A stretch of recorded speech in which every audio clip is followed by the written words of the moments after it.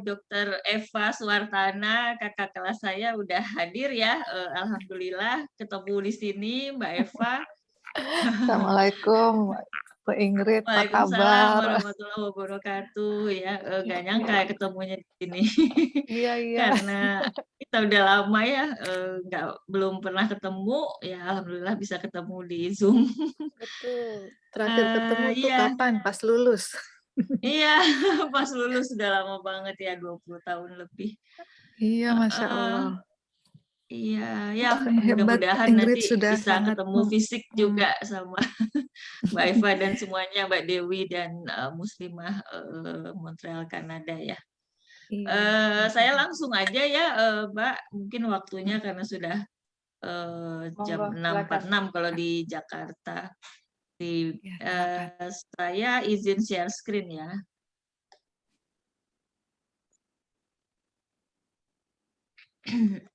Ini sebentar, slide-nya sudah ini ya, saya full screen dulu. Jadi alhamdulillah hari ini saya diberi kesempatan untuk share sedikit tentang bagaimana pemanfaatan bahan alami atau ya sering kita sebut sebagai herbal yang aman. Maksudnya pemanfaatan yang aman tuh bagaimana untuk kesehatan ya. Tetapi tentu saya akan lebih banyak mengarahkan kepada optimisme ya, tidak selalu apa namanya pesimisme, apalagi di masa pandemi sebenarnya bahan alami ini semakin terlihat punya peranan ya. Walaupun memang penelitian-penelitian masih terus harus ditingkatkan ya. Kalau para ilmuwan mungkin banyak yang skeptis atau skeptisisme, tapi karena kebetulan saya juga memang mendalami bidang ini, justru saya lebih ke arah optimisme ya, karena memang melihat bahwa kalau bahan alami itu memang sejak zaman dahulu kala sebenarnya dimanfaatkan oleh nenek moyang manusia ya di seluruh dunia, dan sebenarnya jika pemakaiannya benar, tepat, ternyata memang aman, dan itu adalah bukti-bukti pengalaman empirik. Dan di Islam sendiri kesehatan itu kan adalah suatu berkah yang termasuk terbesar ya setelah keimanan.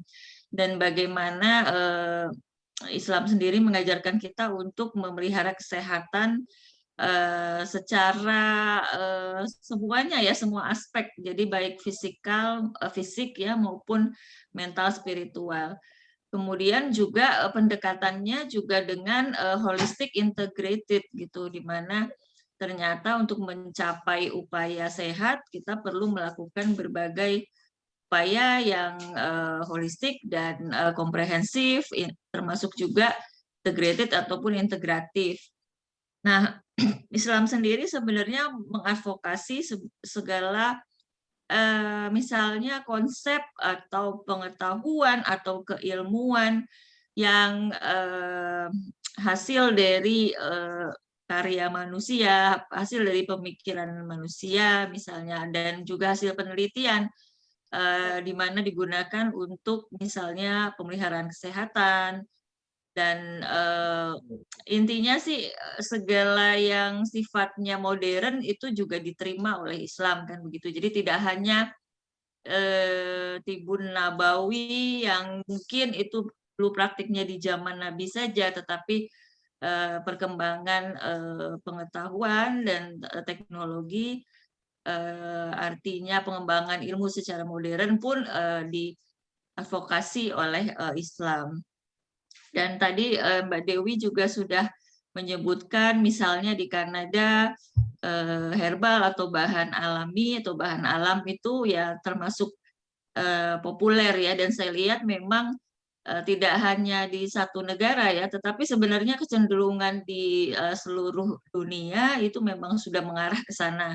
Dan kalau misalnya kita lihat ada cabang keilmuan lifestyle medicine gitu ya, di mana memfokuskan diri pada keilmuan bagaimana kita bisa memperbaiki kesehatan ya. Di antaranya yang sangat dianjurkan adalah bagaimana kita dianjurkan untuk lebih banyak mengkonsumsi pangan dari sumber nabati ya. Jadi memakan makanan yang berasal dari tanaman atau tumbuhan. Di samping juga gaya hidup atau lifestyle lain yang memang sehat ya. Di antaranya berolahraga atau beraktivitas fisik secara rutin, kemudian juga bagaimana kita bisa beristirahat dengan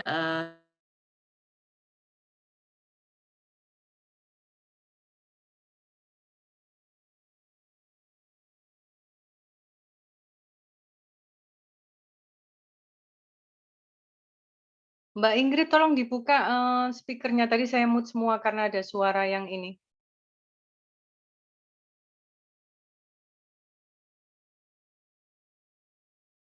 Iya, karena tadi ada yang bocor ya suaranya. Iya iya, terima kasih. Maaf, saya mundur dulu. Kok jadi maju ya? Bentar. Sekarang saya yang freeze nih. Maaf sebentar, belum bisa mundur, maju nggak bisa juga. Nah ya, oke. Jadi tadi saya sampai mana ya? Jadi saya tadi sampai istirahat yang cukup.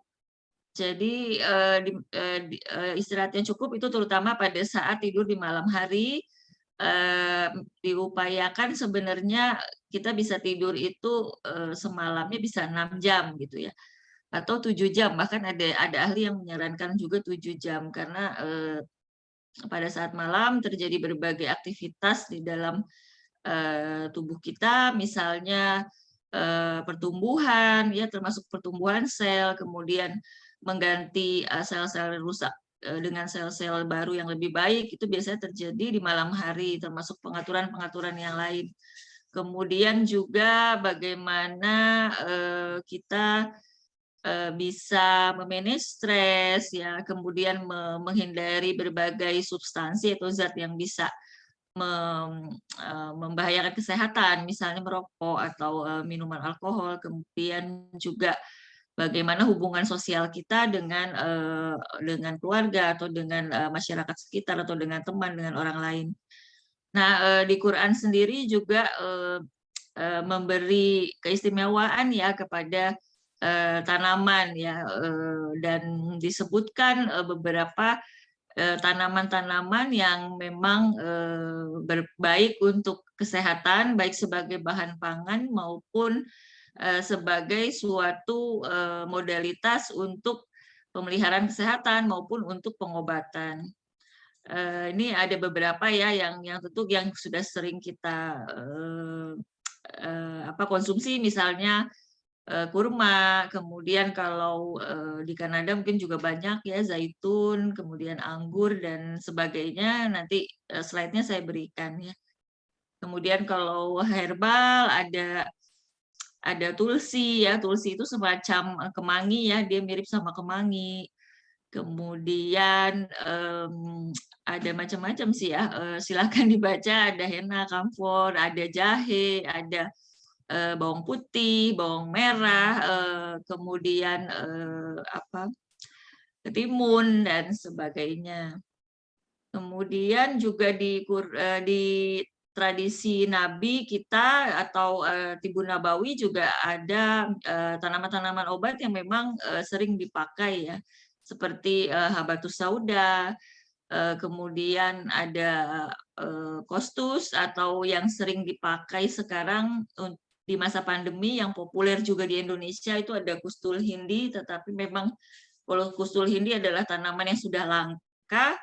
Nah, ini juga masalah ya, ketika kita memanfaatkan tanaman, kita juga harus berpikir bagaimana spesies tanaman tersebut tidak menjadi langka dan tidak menjadi punah. Karena banyak sekali tanaman dan tumbuhan obat yang punah gitu, karena memang misalnya dieksploitasi besar-besaran, akhirnya punah sebelum ditemukan cara untuk budidaya gitu ya.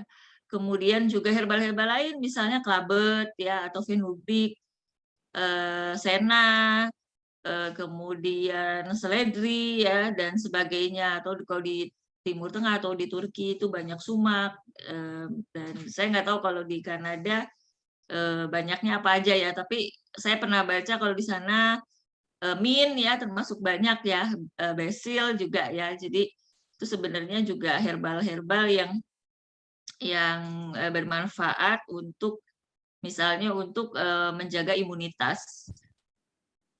Kemudian pangan tadi saya sudah sebutkan juga yang di Quran. Nah, yang ini yang dalam prophetic tradition ya silakan juga dibaca. Misalnya tadi ada saya sudah sebutkan ada jahe ya, itu ada di Quran, ada bawang putih, kemudian titibun nabawi juga biasa dipakai, ada madu ya, ada barley, ada wheat.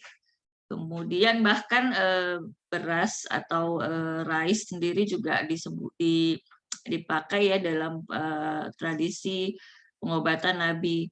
Kemudian juga berbagai tanaman yang memiliki essential oil ya atau kita bisa sebut aromatic plants. Ya misalnya ada saffron, ada camphor, ada henna dan ada timi, ada basil. Nah, jadi tanaman itu artinya ada yang bisa dimakan dan ada yang tidak. Nah, yang bisa dimakan, yang edible itu biasanya kita manfaatkan karena memiliki nilai nutrisi ya sebagai bahan pangan. Tetapi juga ada tanaman yang juga memiliki nilai medisinal atau nilai untuk kesehatan atau pengobatan sehingga disebut sebagai medicinal plants. Nah, kalau di Indonesia, kalau bahasa Indonesia itu biasanya dibedakan lagi dengan istilah tumbuhan obat dan tanaman obat. Kalau tumbuhan obat itu dari kata tumbuh, itu artinya dia tumbuh liar di alam bebas. Kalau tanaman obat artinya ditanam ya atau dibudidayakan. Jadi ada perbedaan nih kalau dari sisi bahasa Indonesia ya. Tapi kalau dari bahasa Inggris biasanya tetap sebutnya medicinal plants. Paling kalau yang tumbuh liar di alam bebas disebutnya wild medicinal plants ya. Jadi ada tambahan keterangan kata. Ini saya sekadar klarifikasi istilah ya karena saya pengen semuanya punya pemahaman yang sama dulu ya. Jadi tanaman obat artinya suatu tanaman yang memang dimanfaatkan untuk kepentingan kesehatan ataupun pengobatan, bisa dari bagian-bagian tanamannya ya secara satu-satu atau keseluruhan bagian tanamannya pun bisa, tergantung jenis tanamannya apa. Dan mengapa bisa digunakan untuk kepentingan pengobatan karena mengandung senyawa-senyawa aktif kimiawi yang alami ya. Kemudian kalau herbal sendiri sebenarnya istilah secara botani dia merupakan tanaman yang kecil yang tidak berkayu dan memiliki nilai-nilai pengobatan ya. Kemudian juga dipakai di dapur ya dan juga mengandung minyak esensial ya. Jadi punya aromatic qualities. Kemudian ada lagi preparasi herbal, artinya memang suatu remedi dari bahan remedi yang alami yang berasal dari herbal. Nah, ada lagi istilah rempah. Ini sering ditanyakan sebenarnya herbal sama rempah apa sih bedanya gitu. Sebenarnya bisa dikatakan saling apa ya?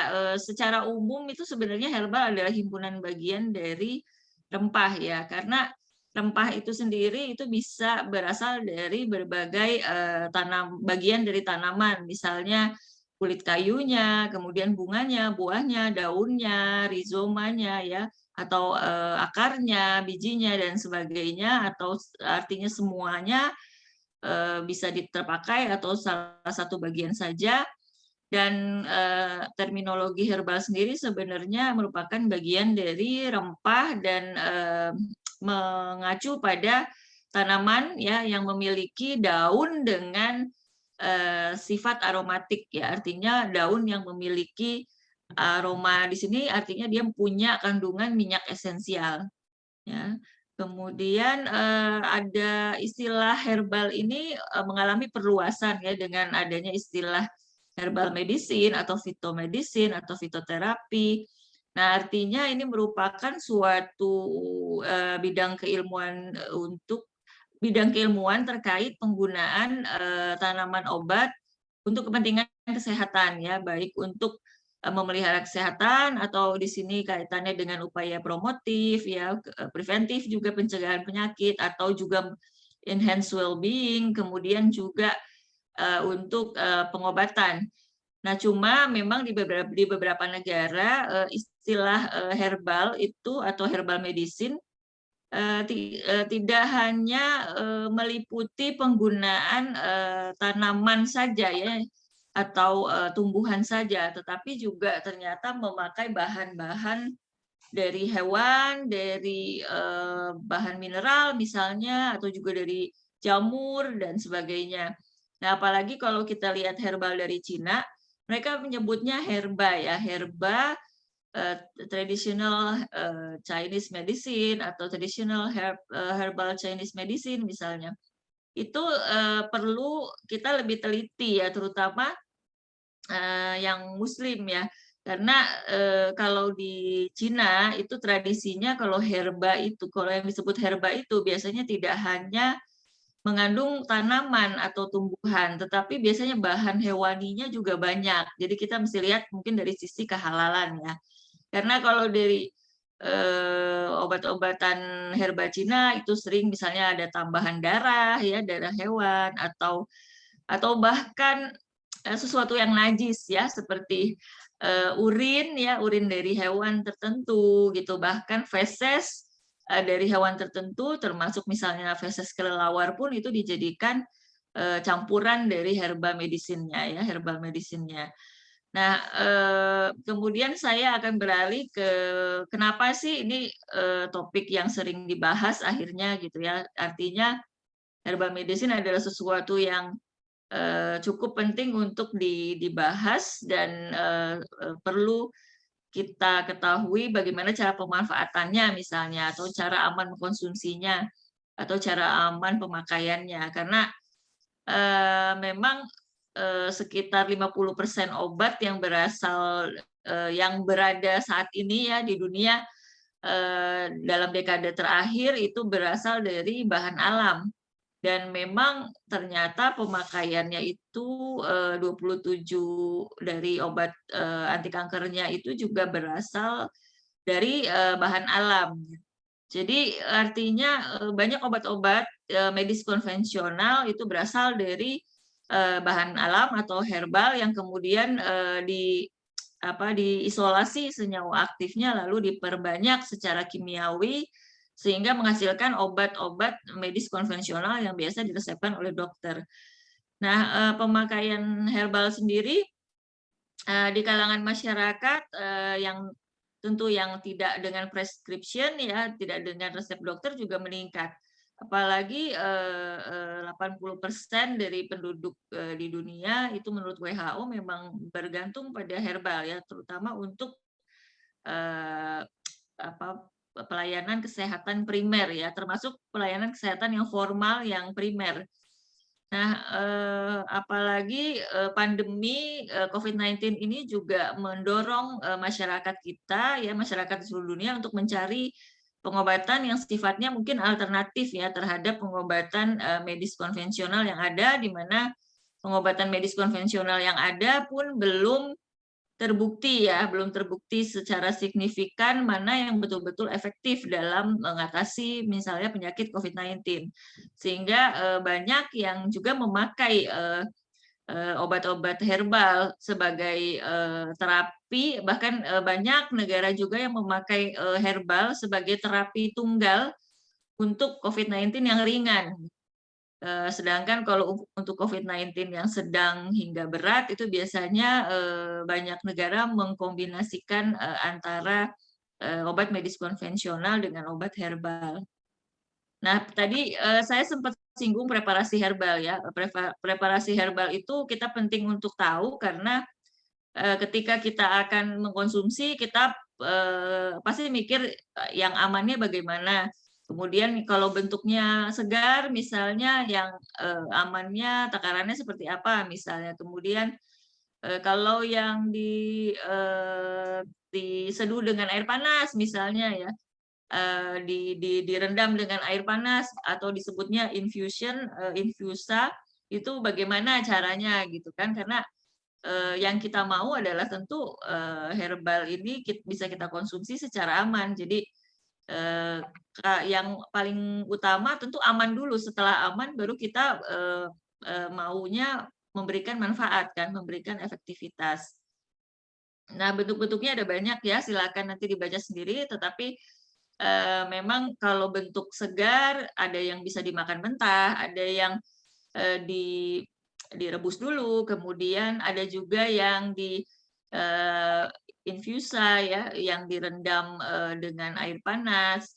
Kemudian ada yang decoction atau decocta, direbus ya, direbus. Ada yang sebentar, ada yang lama. Nah, yang direbus ini juga ada yang disebut sebagai infusa juga ya, hot infusion. Yang secara singkat merebusnya, ada juga yang merebus lebih dari 30 menit, itu biasanya disebut decocta dan sebagainya ya. Jadi ini sebenarnya ada banyak bentuk-bentuk preparasi. Termasuk kalau di negara barat, termasuk di Kanada, yang saya tahu juga ada misalnya tinktura dengan menggunakan alkohol ya sebagai medium pelarutnya. Kemudian juga ada eliksir yang pakai alkohol maupun madu ya. Jadi kalau di negara barat lebih beragam ya, tetapi kalau di Indonesia bentuk tinktura, eliksir itu tidak lazim ya, karena mungkin di sini karena kebanyakan muslim jadi memang membatasi ekstraksinya tanpa pemakaian segala minuman-minuman yang beralkohol misalnya. Kemudian ada juga yang topikal ya, yang topikal artinya yang dipakai aplikasi secara eksternal pada kulit misalnya atau pada rambut dan sebagainya. Saya sendiri mau share juga, belum lama ini saya membuat channel edukasi ya, namanya Dokter Herbal TV. Monggo nanti silahkan dilihat, jadi di YouTube namanya Dokter Herbal TV. Untuk episode pertamanya saya bicara masalah konsepnya dulu ya. Jadi pengenalan konsep tanaman obat, rempah, herbal dan macam-macam preparasi atau sediaannya, dan juga secara umum bagaimana perbedaannya. Karena saya sering ditanya lebih bagus konsumsi yang segar atau yang kering atau yang ekstrak misalnya ya. Ini di episode pertama ini ada saya menyebutkan atau menjelaskan apa sebenarnya dasar-dasar pemilihan yang bisa kita pakai ya sebagai pertimbangan dalam memilih apakah mau bahan segar, bahan kering, ataupun misalnya sudah dalam bentuk ekstrak. Nah, tanaman sendiri memang jika kita gunakan untuk kepentingan kesehatan, itu memang artinya memiliki suatu kerumitan ya, artinya rumit, sebenarnya lebih rumit, more complicated than obat konvensional. Kenapa demikian? Karena kalau obat konvensional itu hanya terdiri dari satu senyawa aktif. Tetapi kalau tanaman, sama halnya dengan makhluk hidup lainnya ya, hewan, manusia, di dalam tubuhnya itu ada berbagai metabolit ya, ada ribuan senyawa kimia di dalam tubuh tanaman maupun tubuh hewan maupun tubuh manusia gitu ya. Demikian pula ya tanaman itu ada yang disebut metabolit primer. Metabolit primer ini adalah suatu metabolit atau senyawa kimia yang dibutuhkan oleh tanaman itu untuk tumbuh misalnya ya. Jadi artinya memberikan nutrisi. Dan ketika tanaman itu dimakan atau dikonsumsi oleh manusia, maka manusia mendapatkan nutrisi kan dari tanaman tersebut ya. Jadi nutrisi dari kandungan metabolit primer yang ada pada tanaman. Kemudian ada lagi metabolit sekunder. Metabolit sekunder itu digunakan tanaman untuk pertahanan dirinya terhadap mikroorganisme. Jadi atau pertahanan dirinya terhadap herbivora ya, terhadap serangga, terhadap cacing, terhadap mamalia yang mau memakannya misalnya, ataupun mengattract atau menarik perhatian pollinators ya, seperti burung, ya serangga dan juga kelelawar misalnya. Jadi metabolit sekunder itu adalah senyawa-senyawa aktif di dalam tubuh tanaman untuk tujuan pertahanan diri, termasuk pertahanan diri dari penyakit yang mau menyerang tanaman itu sendiri. Sehingga kalau manusia mengkonsumsinya, maka manusia juga mendapatkan metabolit sekunder ya, yang dari tanaman itu masuk ke dalam tubuh manusia, dan itu bisa memberikan efek farmakologis. Artinya bisa memberikan efek pengobatan, tetapi juga kalau tidak dikonsumsi dalam takaran yang benar atau dosis yang benar, itu apalagi kalau berlebihan bisa menimbulkan efek toksik ya, artinya efek racun. Jadi mirip dengan obat ya, obat pada dosis tertentu menimbulkan efek pengobatan atau efek farmakologis, tapi pada dosis tertentu, terutama dosis berlebih, menimbulkan efek racun. Jadi memang artinya sebenarnya perlu pengetahuan akan takaran ya. Seperti halnya kita mengkonsumsi obat, tetapi memang ada perbedaan dalam hal obat konvensional. Nanti kita bisa lanjutkan dalam diskusi tanya jawab yang mengapa kalau herbal itu harus melihat dulu apakah dia segar, bentuk kering, bentuk ekstrak, nanti takarannya pun berbeda gitu. Dan rentang keamanannya dari luas menuju ke sempit ya, semakin dia terkonsentrasi misalnya menjadi ekstrak, kemudian bisa juga diisolasi beberapa kelompok senyawa aktif, atau bahkan bisa menjadi obat konvensional diisolasi satu senyawa aktif, itu rentang keamanannya menjadi semakin sempit dan menjadikan takaran atau dosisnya menjadi lebih harus presisi begitu ya. Tapi kalau ke arah yang bahan yang segar, rentang keamanan luas, maka takaran dosis tidak terlalu presisi. Jadi disitulah pentingnya mengetahui berbagai preparasi herbal. Nah, ini yang sebelah kanan itu hanya beberapa contoh dari kelompok metabolit sekunder tanaman ya. Ini baru sebagian, belum yang senyawa-senyawa aktif lainnya. Jadi memang kalau dipelajari semakin dalam satu-satu itu makin kita nggak tahu apa-apa sih sebenarnya ya. Jadi kita semakin oh ternyata begini, oh ternyata begini, dan ternyata banyak senyawa-senyawa aktif dari tanaman yang juga belum diketahui atau ditemukan ya, belum diidentifikasi.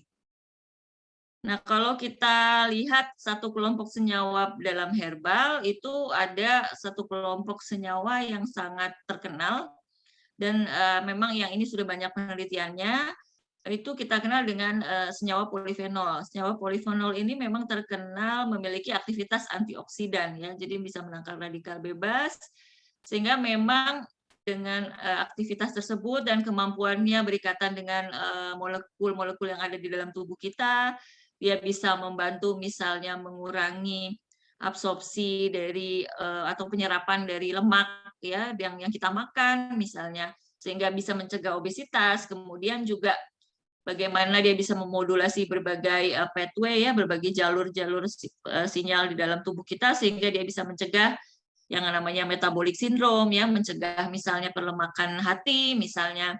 Kemudian juga bagaimana bisa menghambat berbagai enzim yang sifatnya spesifik, akhirnya juga bisa kita gunakan untuk atau sebagai upaya pencegahan, salah satu upaya pencegahan dari diabetes misalnya, karena dia bisa mempengaruhi berbagai enzim yang bekerja misalnya pada berbagai organ ya, termasuk pankreas dan sebagainya. Kemudian aktivitas antioksidannya juga dengan berbagai mekanisme ya, dengan berbagai jalur, akhirnya memang bisa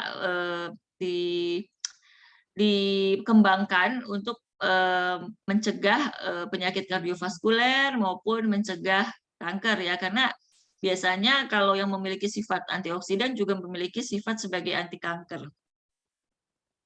Jadi sebenarnya ada banyak sekali aktivitas yang dikerjakan atau dilaksanakan oleh herbal ya. Oleh satu tanaman saja ternyata aktivitasnya banyak sekali. Bahkan satu bagian tanaman saja, misalnya daunnya aja ternyata aktivitasnya banyak sekali ya. Ada yang bisa sebagai antimikroba ya, atau antibakteri, antivirus, misalnya anti jamur, anti parasit, selain antioksidan, kemudian ada sifat anti peradangan, ada sifat anti diabetik, artinya dia bisa menurunkan gula darah, bisa meningkatkan pelepasan hormon insulin ya, sehingga gula darah bisa dipertahankan kestabilannya misalnya. Kemudian juga ternyata banyak yang bentuknya daun saja, yang satu bagian berupa daun aja ternyata punya sifat imunomodulator ya. Kemudian ada sifat-sifat lain, misalnya pelindung organ-organ penting seperti ginjal ya, jantung dan persarafan, bisa sistem saraf. Kemudian bisa penyembuhan luka juga gitu. Demikian pula dari satu bagian berupa rimpang ya, atau yang di Indonesia bilangnya empon-empon, itu ternyata satu jenis empon-empon aja memiliki begitu banyak aktivitas ya. Jadi memang ini perlu dipahami karena yaitu tadi, karena satu tanaman ataupun satu bagian dari tanaman saja itu memiliki ratusan hingga ribuan senyawa aktif. Jadi makanya tidak heran aktivitasnya sangat beragam. Sering sekali memang kalau orang yang belum paham tentang herbal ya, ya bahkan juga dokter banyak juga yang belum paham tentang herbal ya, mereka juga sering bertanya, kok satu tanaman bisa buat macam-macam penyakit ya gitu ya. Jadi ya sebenarnya wajar juga kalau kita paham bahwa satu herbal itu kandungan senyawa aktifnya antara ratusan sampai ribuan.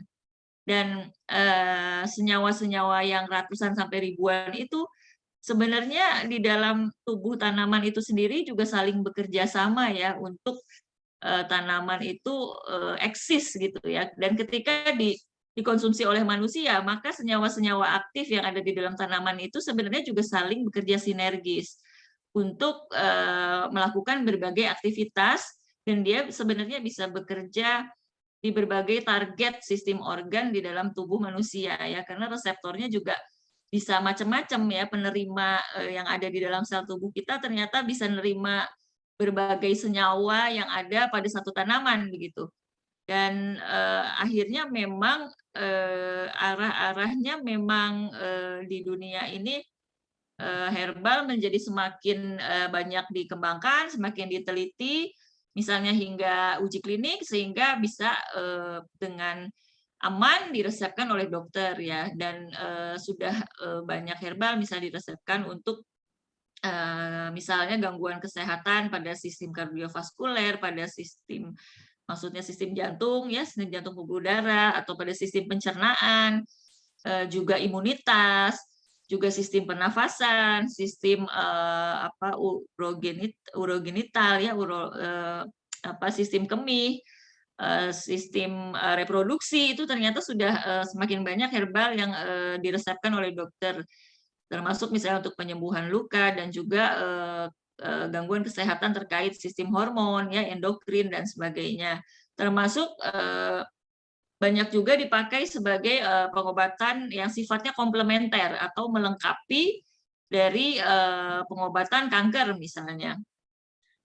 Jadi ini beberapa arah pengembangan herbal karena memang melihat berbagai sifat atau mekanisme dari senyawa-senyawa aktifnya, sehingga banyak sekarang dimanfaatkan misalnya untuk penyakit infeksi, terutama infeksi virus ya, dengan sifatnya yang imunomodulator ya, atau immunity boosting, kemudian juga ada sifat antioksidan, ada sifat anti peradangan, kemudian juga bisa bekerja pada berbagai sistem organ dan punya sifat protektif ya.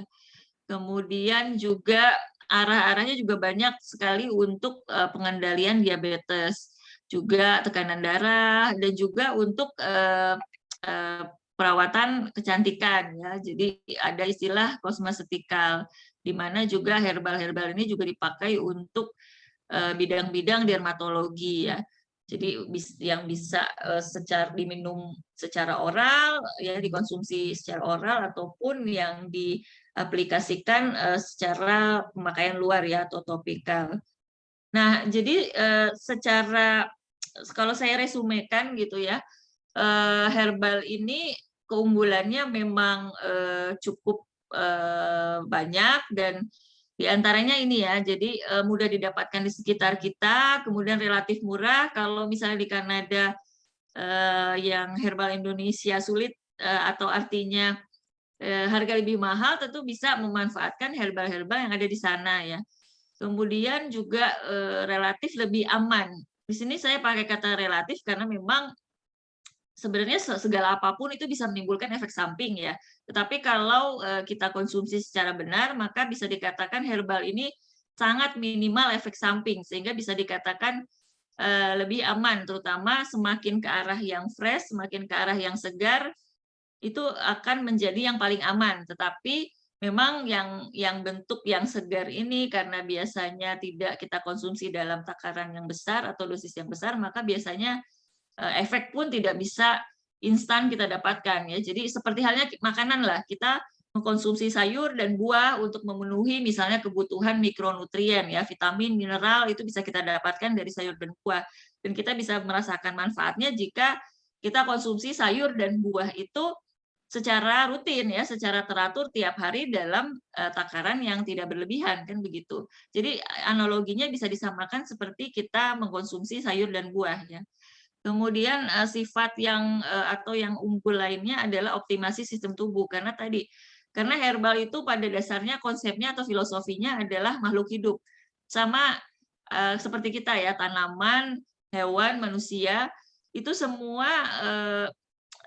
ketika kita mengkonsumsi tanaman atau herbal, maka senyawa-senyawa aktif kimia yang sifatnya alami tersebut bisa lebih mudah diterima oleh sel tubuh kita, karena kita sama-sama makhluk hidup nih ya, jadi sama-sama apa yang ada di dalam tubuh kita juga alami, sehingga lebih bisa diterima dan akhirnya bisa membantu untuk optimasi sistem tubuh.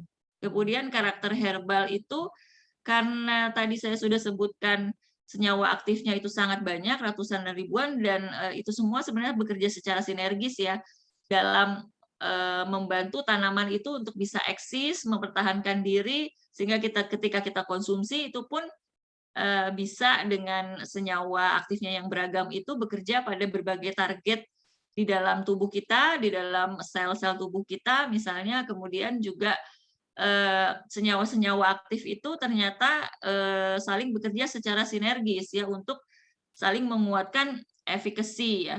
Lalu senyawa-senyawa aktif yang alami yang sebenarnya berada pada jumlah yang masing-masing kecil, tetapi karena berkumpul saling bersinergi, dia bisa saling mengurangi efek samping dari satu senyawa kimia alami dalam satu tanaman, itu dikurangi efek sampingnya dengan senyawa lainnya yang memang ada dalam tanaman itu sendiri gitu ya. Jadi makanya itu juga yang menyebabkan relatif lebih aman ya, atau sangat minimal efek samping. Artinya ketika kita mengkonsumsi suatu herbal, selama kita tidak alergi dan kita konsumsi dengan cara yang benar, maka kita biasanya tidak merasakan efek samping sama sekali biasanya. Nah, ada lagi istilah adaptogen. Adaptogen artinya dari kata-kata adaptasi ya. Jadi ini artinya herbal itu ternyata banyak sekali juga yang bersifat sebagai adaptogen ya, adaptogenik. Jadi akan membantu tubuh kita untuk menyeimbangkan ya, kalau dalam istilah medisnya homeostasis ya, menyeimbangkan segala sistem atau fisiologi yang ada di dalam tubuh kita ya. Kemudian artinya bisa bekerja pada berbagai sistem organ, termasuk pada sistem hormon ya, di mana adaptogen ini akan membantu kita, tubuh kita untuk bisa berespon terhadap suatu stres ya, baik stres misalnya stres fisik ataupun stres psikologis misalnya. Nah, cuma memang ini sifat aksinya, mekanisme kerjanya memang tidak spesifik ya, karena dia bisa bekerja di banyak sistem organ termasuk sistem hormonal, akhirnya bisa bekerja dengan berbagai mekanisme yang intinya membantu tubuh kita untuk menyeimbangkan terhadap berbagai stres. Jadi seperti halnya tanaman memanfaatkan senyawa aktif yang ada di dalam tubuh tanaman itu sendiri, maka tanaman itu bisa tetap tumbuh, tanaman itu bisa melindungi dirinya ya, bertahan dari berbagai serangan dari pemangsa dan sebagainya ya, tanpa dia perlu kita beri rawat dengan pupuk misalnya, tapi mereka bisa survive bahkan tumbuh, itu artinya memang senyawa aktifnya bersifat adaptogen yang ada di dalam tanaman itu sendiri. Nah, contoh-contohnya ini saya sudah sebutkan, kalau di Kanada yang saya tahu banyak Panax ginseng ya, kemudian ada juga kalau tidak ada holy basil, ada basil juga karena mirip ya, satu kelompok. Kemudian ashwagandha yang saya tahu banyak juga importnya ke Kanada ya. Kemudian kalau dari Cina ada astragalus ya. Kemudian dari Cina juga ada licorice. Kemudian juga biasanya dari Cina juga ada jamur cordyceps ya. Kalau di Indonesia yang terkenal temulawak ya, sebagai suatu herbal adaptogen. Nah, tadi saya juga udah sebutkan bagaimana herbal-herbal itu dengan berbagai senyawa aktifnya bisa mempengaruhi berbagai metabolisme di dalam tubuh kita. Jadi termasuk metabolisme karbohidrat, ya metabolisme lemak atau lipid, itu bisa diregulasi sebenarnya oleh tubuh kita dengan bantuan si herbal-herbal tadi ya, dengan berbagai aktivitas. Di sini saya tidak akan mengulas secara detail, tapi intinya akhirnya si herbal ini karena sifatnya menyeimbangkan, membuat apa yang sistem yang hidup itu menjadi lebih seimbang, maka akhirnya juga bisa dimanfaatkan untuk manajemen berat badan ya, atau anti obesitas. Kemudian juga bagaimana dia bisa meregulasi keseimbangan dari kadar glukosa darah ya, dengan berbagai mekanisme ini. Lalu juga sifat yang banyak dimanfaatkan selama pandemi adalah sifat sebagai imunomodulator ya, artinya sebagai suatu tanaman atau tumbuhan yang memiliki zat atau substansi yang dapat memodifikasi respon imun ya, mengaktifkan mekanisme pertahanan alami maupun adaptif dari tubuh kita, sehingga kata kuncinya kembali lagi adalah mengembalikan ketidakseimbangan sehingga menjadi lebih seimbang. Dan sifatnya ada yang menstimulasi respon imun, misalnya ada juga yang menurunkan respon imun. Kalau yang menurunkan atau menekan respon imun biasanya bisa pemakaiannya untuk meredakan peradangan yang berlebihan pada penyakit infeksi, misalnya mencegah kemungkinan terjadinya badai sitokin pada COVID-19 gitu ya. Kemudian juga pada penyakit-penyakit hipersensitivitas ataupun alergi, kemudian penyakit autoimun, dan juga bisa dimanfaatkan untuk mencegah penolakan transplantasi. Tetapi memang kalau yang pemakaian sebagai imunosupresif untuk herbal ini masih jarang ya, karena penelitiannya masih sangat sedikit, sehingga biasanya terbatas pemakaiannya pada menekan respon imun yang berlebihan, misalnya peradangan yang berlebihan pada penyakit infeksi ataupun pada penyakit autoimun dan juga penyakit alergi, keadaan alergi ya. Kemudian yang banyak dimanfaatkan selama pandemi terutama adalah sifatnya yang sebagai imunostimulan atau meningkatkan respon imun terhadap suatu penyakit infeksi. Kata kuncinya kembali lagi adalah menyeimbangkan ya. Jadi imunomodulator herbal itu akan menstimulasi sebenarnya self regulating capacity daripada sistem imun kita sendiri gitu ya. Jadi memberikan asupan kepada sistem imun agar bisa menyeimbangkan sistem imun sendiri ya. Sel-sel imunnya itu diseimbangkan sehingga daya tahan tubuh itu menjadi lebih meningkat. Kalau daya tahan tubuh meningkat, maka kerentanan terhadap infeksi akan menurun, dan juga kalau terkena penyakit infeksi, maka pemulihan akan lebih cepat. Tentu saja tidak bisa tergantung hanya dengan herbal saja ya, tetapi setidaknya herbal ini memiliki sifat imunomodulator dan itu sudah terbukti.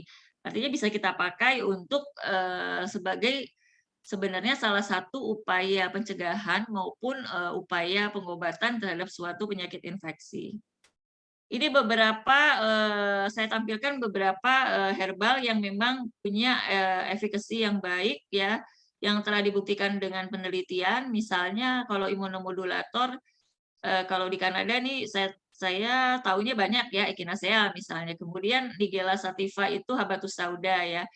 Kemudian ada lagi Andrographis paniculata atau Sambiloto. Ini herbal yang sangat meningkat pamornya karena diteliti di Thailand dan di sana dipakai secara resmi untuk pengobatan COVID-19 ringan ya, karena memang sudah terbukti memiliki sifat imunomodulator dan memang penelitian klinisnya ada beberapa dari Thailand ya, sehingga pemerintahnya menetapkan secara resmi dipakai pada misalnya rumah sakit pemerintah ya, pada fasilitas pelayanan kesehatan formal untuk penanganan COVID-19 ringan.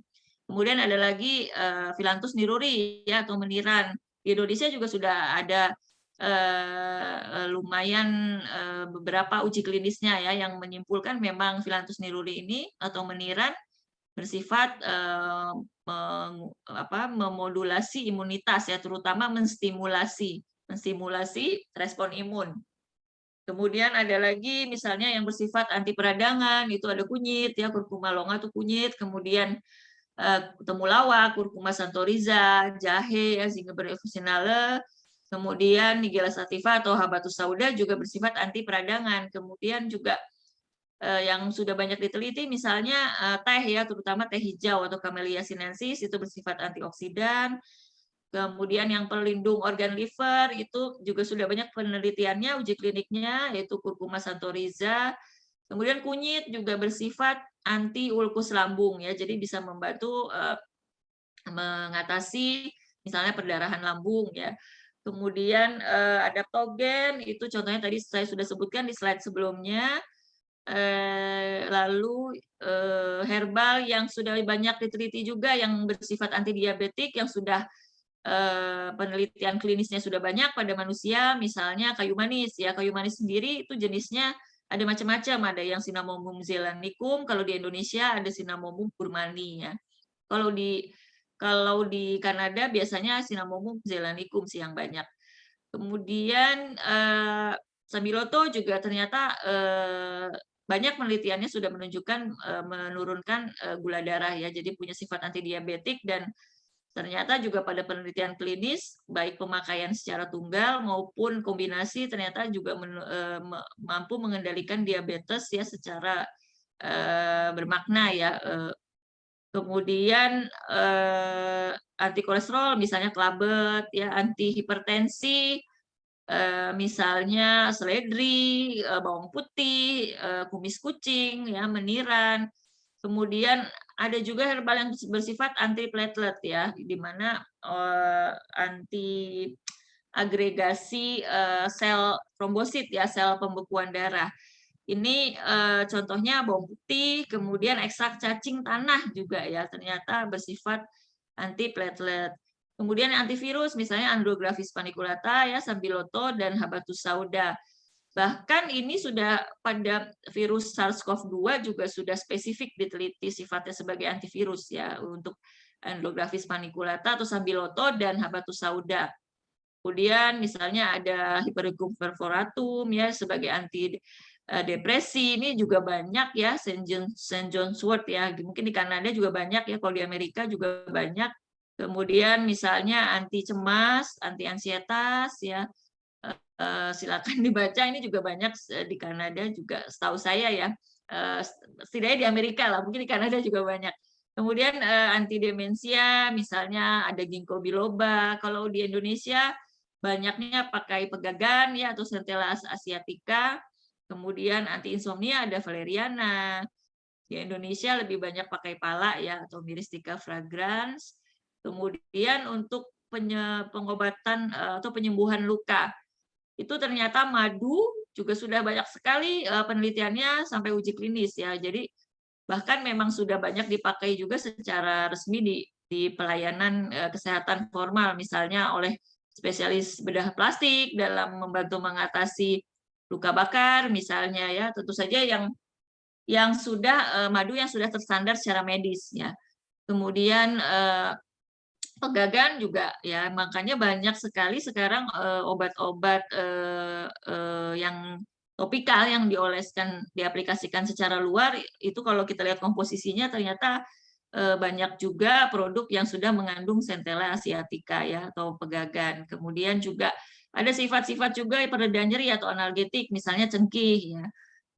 Itu juga sudah banyak uji kliniknya sehingga senyawa aktif dari cengkih seperti eugenol memang sudah dipakai oleh para dokter gigi.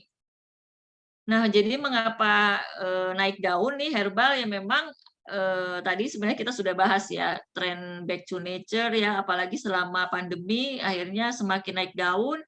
Kemudian di Indonesia sendiri juga keanekaragaman hayati tinggi. Jadi juga di Indonesia juga saat ini naik daun, tetapi memang pengembangan dalam arti mendorong pemanfaatan masih kurang ya, karena memang ada banyak faktor-faktor lain termasuk faktor politis dan sebagainya, regulasi dan sebagainya. Jadi memang kita masih ketinggalan jauh misalnya dibanding negara lain. Penelitian juga masih kurang banyak kalau di Indonesia. Tapi kalau di negara lain sudah lebih banyak ya. Kemudian meningkatnya usia harapan hidup juga akhirnya membuat herbal naik daun karena banyak sekali masyarakat lansia ya lanjut usia itu mereka sudah misalnya aduh saya bosen nih minum obat-obatan, sekali minum misalnya ada 10 tablet gitu ya atau 6 tablet. Saya mau herbal aja tapi nggak usah banyak macamnya tapi bisa untuk diabetes saya, bisa untuk darah tinggi saya, bisa untuk kolesterol saya. Nah, itu herbal sebenarnya ada herbal-herbal yang cukup satu macam saja, misalnya ternyata bisa bekerja di semuanya tadi, bisa di pengendalian diabetesnya bisa, pengendalian tekanan darahnya bisa, pengendalian kadar lemak darahnya bisa. Jadi akhirnya untuk kalangan lansia herbal itu juga menjadi suatu pilihan yang lebih populer juga. Kemudian ya artinya semakin kesadaran pemeliharaan kesehatan itu semakin besar kesadaran untuk pencegahan penyakit, itu juga akhirnya membawa herbal itu juga semakin dilirik dan dipakai begitu. Dan kita juga atau saya sebagai dokter juga mengakui juga ya bahwa pengobatan konvensional itu juga ada kelemahan-kelemahan. Jadi misalnya nih ada obat-obat konvensional yang menimbulkan efek samping ya, misalnya nih saya hanya kasih contoh misalnya obat untuk penurun kolesterol, obat medis konvensional kadang-kadang ada efek samping gangguan pencernaan, ada efek samping gangguan fungsi liver, atau kalau penggunaan jangka panjang bisa kelainan pada otot ya, miopati. Nah, ini sebenarnya efek samping dari obat medis konvensional bisa dibantu diminimalisir dengan kombinasi dengan obat herbal begitu. Nah, kemudian juga herbal juga atau di Indonesia kita banyak ngangkat jamu ya karena kita semangat memberdayakan potensi lokal ya, UMKM dan sebagainya, dan itu perlu dibina agar bisa menghasilkan produk yang berkualitas, aman, dan juga bisa diteliti ya. Artinya semakin banyak bukti-buktinya sehingga menjadi lebih bisa dipertanggungjawabkan. Jadi obat tradisional Indonesia kalau di Jawa memang kita banyak nyebutnya sebagai jamu ya. Tapi sebenarnya istilah jamu sudah dikenal di seluruh Indonesia, bahkan kalau saya ke Malaysia atau ke Singapura, mereka pun sering menyebut obat tradisionalnya atau obat herbalnya sebagai jamu juga, tapi mereka mengakui ini kita dapat pengaruh dari Jawa nih, kita dapat pengaruh dari Indonesia nih, di mana memang merupakan warisan budaya yang turun-temurun ya, sebenarnya awalnya ada warisan budaya. Tapi memang sudah lama sekali, ribuan tahun digunakan secara luas, dan sejak dulu memang dipakai untuk seluruh upaya kesehatan ya, baik untuk pemeliharaan kesehatan, kebugaran, vitalitas, kecantikan, bahkan juga untuk pencegahan penyakit, pengobatan penyakit, dan juga pemulihan ya setelah melahirkan atau setelah sakit. Dan sejak awal peradaban manusia, kita semua nih sebenarnya nenek moyang kita semua itu bergantung dari alam ya. Jadi dari bahan alam itu dihasilkan obat. Dan nenek moyang manusia juga sebenarnya sejak dulu sebenarnya bukan mengeksploitasi ya, tetapi bagaimana mendayagunakan sumber daya alam itu untuk penyehatan dan penyembuhan. Dan saya cuma mau menggugah aja nih, menggugah kesadaran dari para muslimah ataupun peserta Zoom pada hari ini bahwa sejak dulu sebenarnya bangsa Barat sudah kagum dengan cara-cara pengobatan tradisional di Indonesia ya. Jadi pengobatan yang tidak invasif, jadi tidak ada pembedahan, tidak ada obat cuci perut. Yang dikenal adalah ramuan ya, ataupun jamu jika artinya di sini diungkapkan mereka tidak menjahit luka, tapi ketika luka mengobatinya dengan pucuk pisang yang dibakar dan sebagainya. Jadi ternyata cara-caranya memang tidak invasif dan tidak mengubah alam, tapi membantunya dalam fungsi alamiahnya atau fungsi fisiologisnya tanpa memberikan rasa sakit begitu ya. Jadi cirinya itu, tetapi memang tentu ada kelemahannya. Kelemahannya tidak bisa instan misalnya menutup luka langsung. Misalnya kalau kita luka dengan dibedah kan dengan dijahit itu kita bisa langsung menutup ya lukanya. Tetapi kalau dengan obat-obatan herbal tentu tidak bisa seinstan itu. Sehingga memang untuk kasus darurat belum memungkinkan ya. Jadi disitulah sebenarnya pentingnya sinergi antara pengobatan medis konvensional dengan pengobatan tradisional. Dan sifatnya lagi kalau pengobatan tradisional selain memakai bahan alam sebagai obat juga pengobatannya sifatnya holistik ya. Holistik misalnya dengan dipijat, artinya modalitas-modalitas dipakai ya, tidak hanya memakai satu modalitas obat yang diminum saja, tetapi dengan membuat tubuhnya lebih nyaman, dipijat misalnya, kemudian didoakan. Jadi memohon kesembuhan dari Sang Pencipta itu sebenarnya sudah ada sejak dulu ya, sebelum agama-agama masuk misalnya ke Indonesia. Kemudian kalau saya mengajak lagi atau menggugah kesadaran lagi, itu saya biasanya juga menyampaikan bahwa pengalaman empirik, artinya pengalaman dari dulu banget tuh, terutama kalau kita lihat masa pandemi ya, Indonesia itu dulu pernah mengalami pandemi flu Spanyol dan saat itu memanfaatkan jamu ya untuk upaya pencegahan maupun terapi karena pada saat itu ketersediaan obat medis konvensional sangat terbatas. Dan pada saat itu jamu yang sering dipakai pada masa influenza adalah jamu cabai puyang dan jamu temulawak. Dan semakin ke sini semakin terbukti memang komponen yang ada pada jamu temulawak maupun jamu cabai puyang ya, jadi ada cabai Jawa, ada lempuyang dan sebagainya itu ternyata punya sifat sebagai imunomodulator dan punya sifat sebagai antivirus ya. Memang kalau orang yang skeptis bilang itu hoax lah, hoax-hoax yang beredar di masa pandemi pakai herbal begitu ya. Tetapi sebenarnya tidak hoax juga karena kalau herbal itu tidak memberikan manfaat pada masa pandemi dulu ya, tentu tidak akan dipakai, tapi kan sekarang juga tetap dipakai ya, ketika kita mengalami pandemi COVID-19 tetap dipakai. Kalau memang itu murni hoax, tentu masyarakat akan meninggalkan ya. Yang dulu dipakai herbal ini tidak akan dipakai lagi sekarang. Kalau dulu aja influenza misalnya nggak ada manfaatnya misalnya ya, tapi ternyata tetap dipakai pada masa pandemi COVID-19. Artinya memang masyarakat sebetulnya merasakan manfaatnya. Nah, ini beberapa formulasi dari jamu-jamu ya. Kalau mau bikin sendiri, monggo silahkan. Saya tidak akan menjelaskan satu persatu. Nanti dari slide saya aja saya bagikan. Kemudian misalnya daun rempah. Sebenarnya ada banyak sekali variasinya. Kenapa bisa banyak sekali variasinya? Karena ini menggunakan bahan-bahan segar. Ya, bahan-bahan segar sebenarnya ibaratnya kita memasak, kita pakai bumbu, bumbunya itu kan sebenarnya rempah dan herbal juga ya. Itu ada variasi kan, ada variasi berapa macam bumbunya atau berapa macam herbal atau rempahnya, kemudian takarannya pun ternyata ada variasi gitu ya. Demikian pula herbal untuk kepentingan kesehatan ataupun pengobatan kalau bahannya segar memang ada variasi. Makanya tadi saya katakan range keamanannya luas, artinya range takarannya juga bisa luas. Misalnya kalau kita pakai jahe untuk satu porsi atau satu gelas atau satu cangkir dari ramuan herbal itu kita bisa pakai 10 gram, pakai 20 gram pun bisa, pakai 30 gram bisa, pakai 40 gram bisa, pakai 50 gram bisa. Itu masih dalam takaran aman. Tetapi memang kembali lagi sebenarnya sifatnya individual lagi karena ada beberapa orang yang sensitif dengan panasnya jahe sehingga tidak bisa menerima jahe dalam takaran 50 gram misalnya. Akhirnya dia bisa memakainya takaran 10 gram. Itu tidak apa-apa karena nanti bisa dikompensate dengan herbal campuran lainnya, misalnya dari kunyitnya atau dari kayu manisnya atau dari cengkihnya, itu bisa ya. Jadi ya memang di sini science and art-nya terlihat dengan dengan jelas ya. Jadi tidak murni merupakan sains saja. Kemudian misalnya ada rosellati ya, atau ada kalau di sana adanya hibiscus yang hibiscus juga bisa dipakai. Jadi yang bukan yang betul-betul rosella.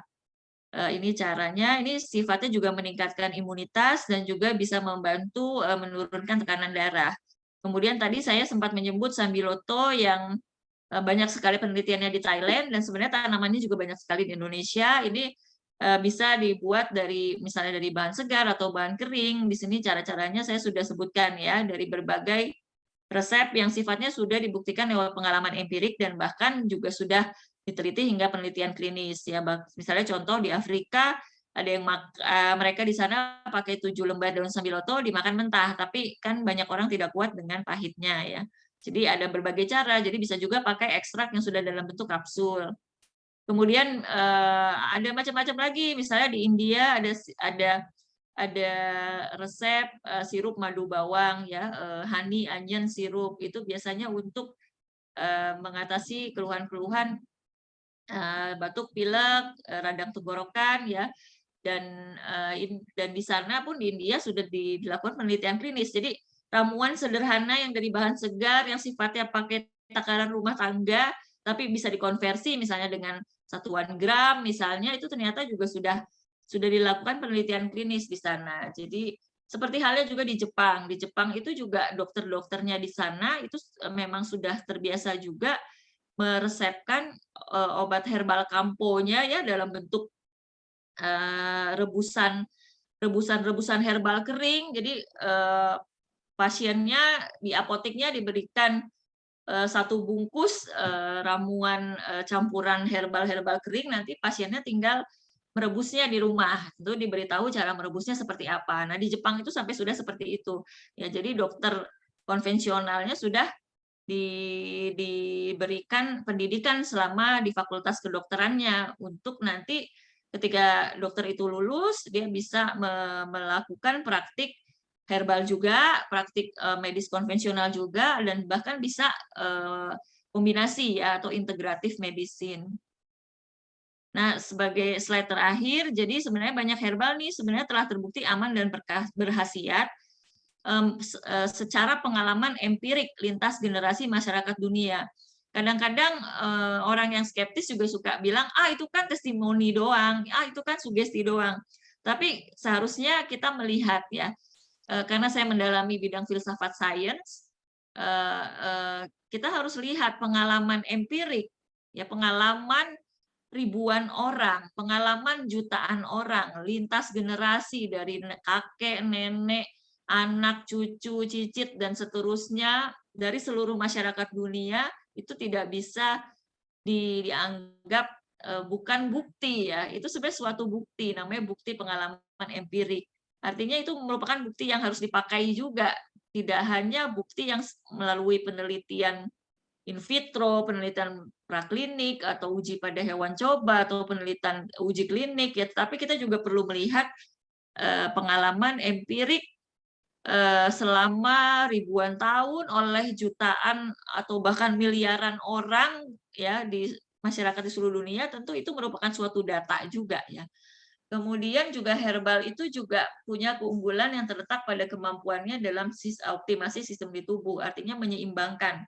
Sehingga memang keunggulan dari herbal itu terlihat sangat jelas itu pada upaya promotif dan preventif. Jadi upaya pemeliharaan kesehatan dan pencegahan. Ini kan tidak bisa dilakukan oleh obat medis konvensional ya. Ini bisa dilakukan justru oleh bahan alam. Serta juga membantu upaya rehabilitatif ya, pemulihan pasca sakit atau paliatif misalnya untuk membantu meningkatkan kualitas hidup pada pasien kanker misalnya. Nah, herbal-herbal tadi saya sudah sebutkan mengandung senyawa-senyawa aktif, dia banyak sekali yang bersifat antioksidan, anti peradangan, dan multi organ protektif.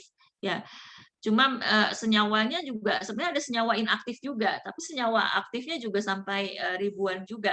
Yang semuanya itu dalam konsentrasi kecil, sebenarnya masing-masing dalam konsentrasi kecil, tapi bersinergi dengan multi target. Jadi bisa ke seluruh sistem organ di tubuh kita. Jadi artinya terapeutik areanya luas, jadi bisa untuk penyakit A, B, C atau yang sering misalnya bisa untuk diabetes juga, bisa untuk hipertensi juga, bisa untuk dislipidemia atau kelainan lemak darah juga, bahkan bisa juga membantu untuk penyakit jantung misalnya. Itu yang menyebabkan akhirnya terapeutik areanya luas dan cara kerjanya bertahap. Ya, jadi memang tepat diaplikasikan pada pengobatan penyakit kronik degeneratif, misalnya diabetes, hipertensi, ya, dislipidemia, kemudian penyakit kardiovaskuler, stroke misalnya, atau penyakit Alzheimer dan demensia dan sebagainya ya. Tapi memang pemakaiannya sampai saat ini diutamakan untuk pengobatan komplementer. Artinya bersifat melengkapi pengobatan medis konvensional yang sudah terstandar ya. Kemudian ada lagi aktivitas sebagai imunomodulator, antimikroba, akhirnya memang sangat mungkin dimanfaatkan pada pengobatan penyakit infeksi, terutama penyakit infeksi ringan. Jadi kalau sekadar batuk pilek gitu ya, common cold atau influenza, sebenarnya kita bisa hanya dengan memakai herbal saja ya. Dengan tentu dengan upaya yang lain ya, misalnya dengan pemenuhan nutrisi yang seimbang ya, termasuk lebih diperbanyak lagi sayuran dan buah-buahan. Kemudian juga tadi saya sudah sampaikan perlu dipahami berbagai bentuk sediaan preparasi herbal, perhatikan cara konsumsi termasuk takaran dosis agar bisa tetap aman mengkonsumsi herbal, termasuk juga diperhatikan alat-alat yang dipakai untuk misalnya merebus herbal atau menyiapkan herbal kalau kita mau bikin sendiri. Yang aman itu adalah dengan alat-alat yang sifatnya netral ya, yang tidak akan mengganggu senyawa atau tidak akan berinteraksi dengan senyawa-senyawa aktif yang terkandung di dalam herbal. Misalnya kita bisa pakai, kalau orang zaman dulu pakai kuali tanah liat, dan itu ternyata memang terbukti dia tidak menimbulkan interaksi negatif. Jadi itu sangat ideal sekali dipakai ya, misalnya kuali dari tanah liat atau dari bahan kaca atau dari bahan stainless steel. Jadi itu yang bisa dikatakan termasuk alat-alat yang netral. Jadi kita mestinya tidak memakai misalnya panci dari aluminium misalnya ya. Jadi karena dari aluminiumnya itu bisa berinteraksi dengan senyawa herbalnya. Dan juga tentu tetap berkonsultasi dengan dokternya, terutama kalau ada penyakit tertentu, kemudian mendapatkan obat resep dari dokter, kemudian ingin menambah dengan herbal sebagai kombinasi, maka itu perlu sekali berkonsultasi dengan dokternya masing-masing. Dan penting juga diingat, biasanya rule of thumb-nya ketika mengkombinasi herbal dengan pengobatan konvensional, biasanya saya memberikan panduan secara umum itu sebaiknya dikonsumsinya tidak ditelannya tidak bersamaan gitu ya, tetapi sebaiknya diberi jarak 1 sampai 2 jam untuk menghindari kemungkinan terjadinya interaksi yang kita belum ketahui gitu. Jadi itu saja yang bisa saya share dulu. Ini juga sebenarnya udah banyak sekali ya, karena sebenarnya topiknya sangat luas. Cuman ini sebagai pendahuluan untuk saya sih pengennya men-trigger dari yang mendengarkan saat ini untuk lebih banyak belajar lagi tentang herbal begitu. Terima kasih. Assalamualaikum warahmatullahi wabarakatuh. Ya, terima kasih banyak Dokter Ingrid. Nah, sekarang ini sudah ada pertanyaan, barangkali Dokter Ingrid sudah bisa membaca juga. Monggo dijawab dulu satu persatu, habis itu saya buka supaya bisa menanyakan secara langsung. Ya. Dibacakan kan ya pertanyaannya? Monggo, Dok. Oh, saya yang baca sendiri Ya, atau mungkin, mau dibacakan? Monggo. Apa Dokter Ingrid bisa baca ya? Ini panjang. Sebentar ya. Jadi ini saya bacakan, mohon izin bertanya Dok, apa resep obat herbal untuk menjaga kesehatan organ ginjal dari cuci darah, gagal ginjal, dan untuk menjaga kesehatan organ jantung, mengobati sakit jantung, koroner, dan menjaga kesehatan organ penting tubuh yang lainnya. Wah, ini panjang. Monggo.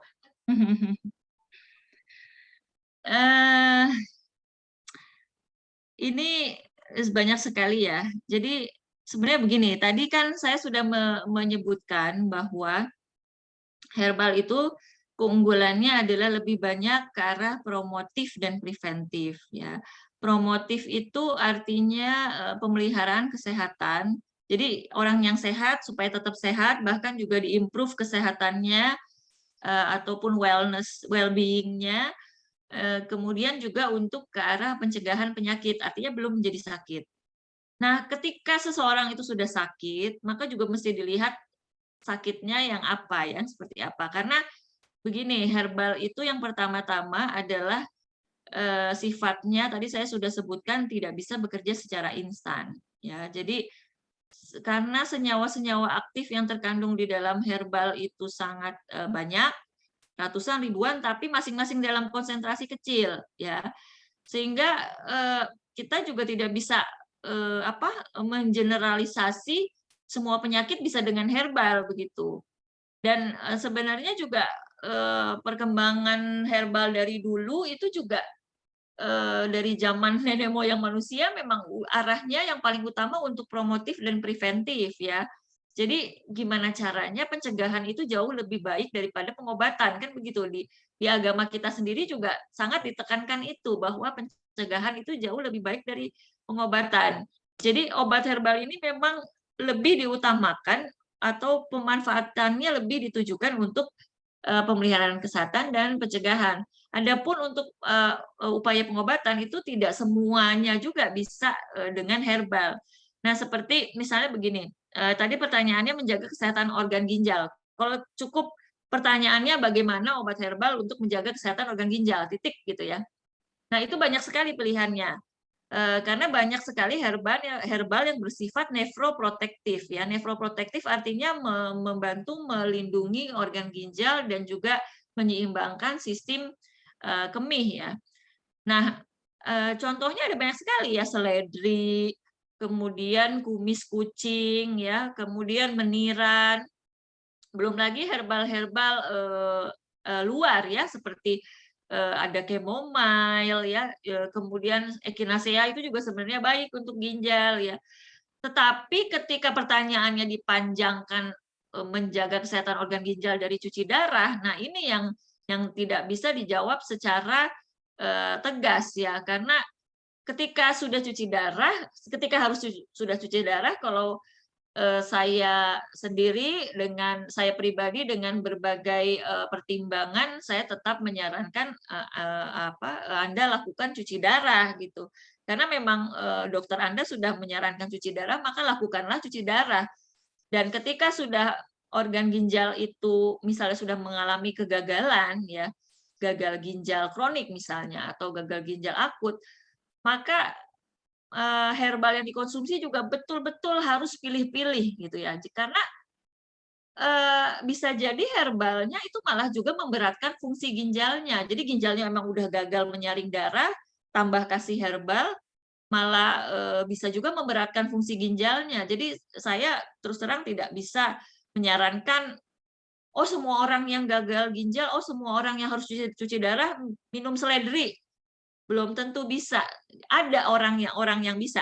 Memang ada beberapa kasus yang sudah harus cuci darah, kemudian dia ternyata mencoba jus seledri, ginjalnya ternyata mengalami perbaikan. Ada juga. Tetapi ada juga kasus di mana dia mengalami perburukan ya dengan mengkonsumsi herbal yang sama ya.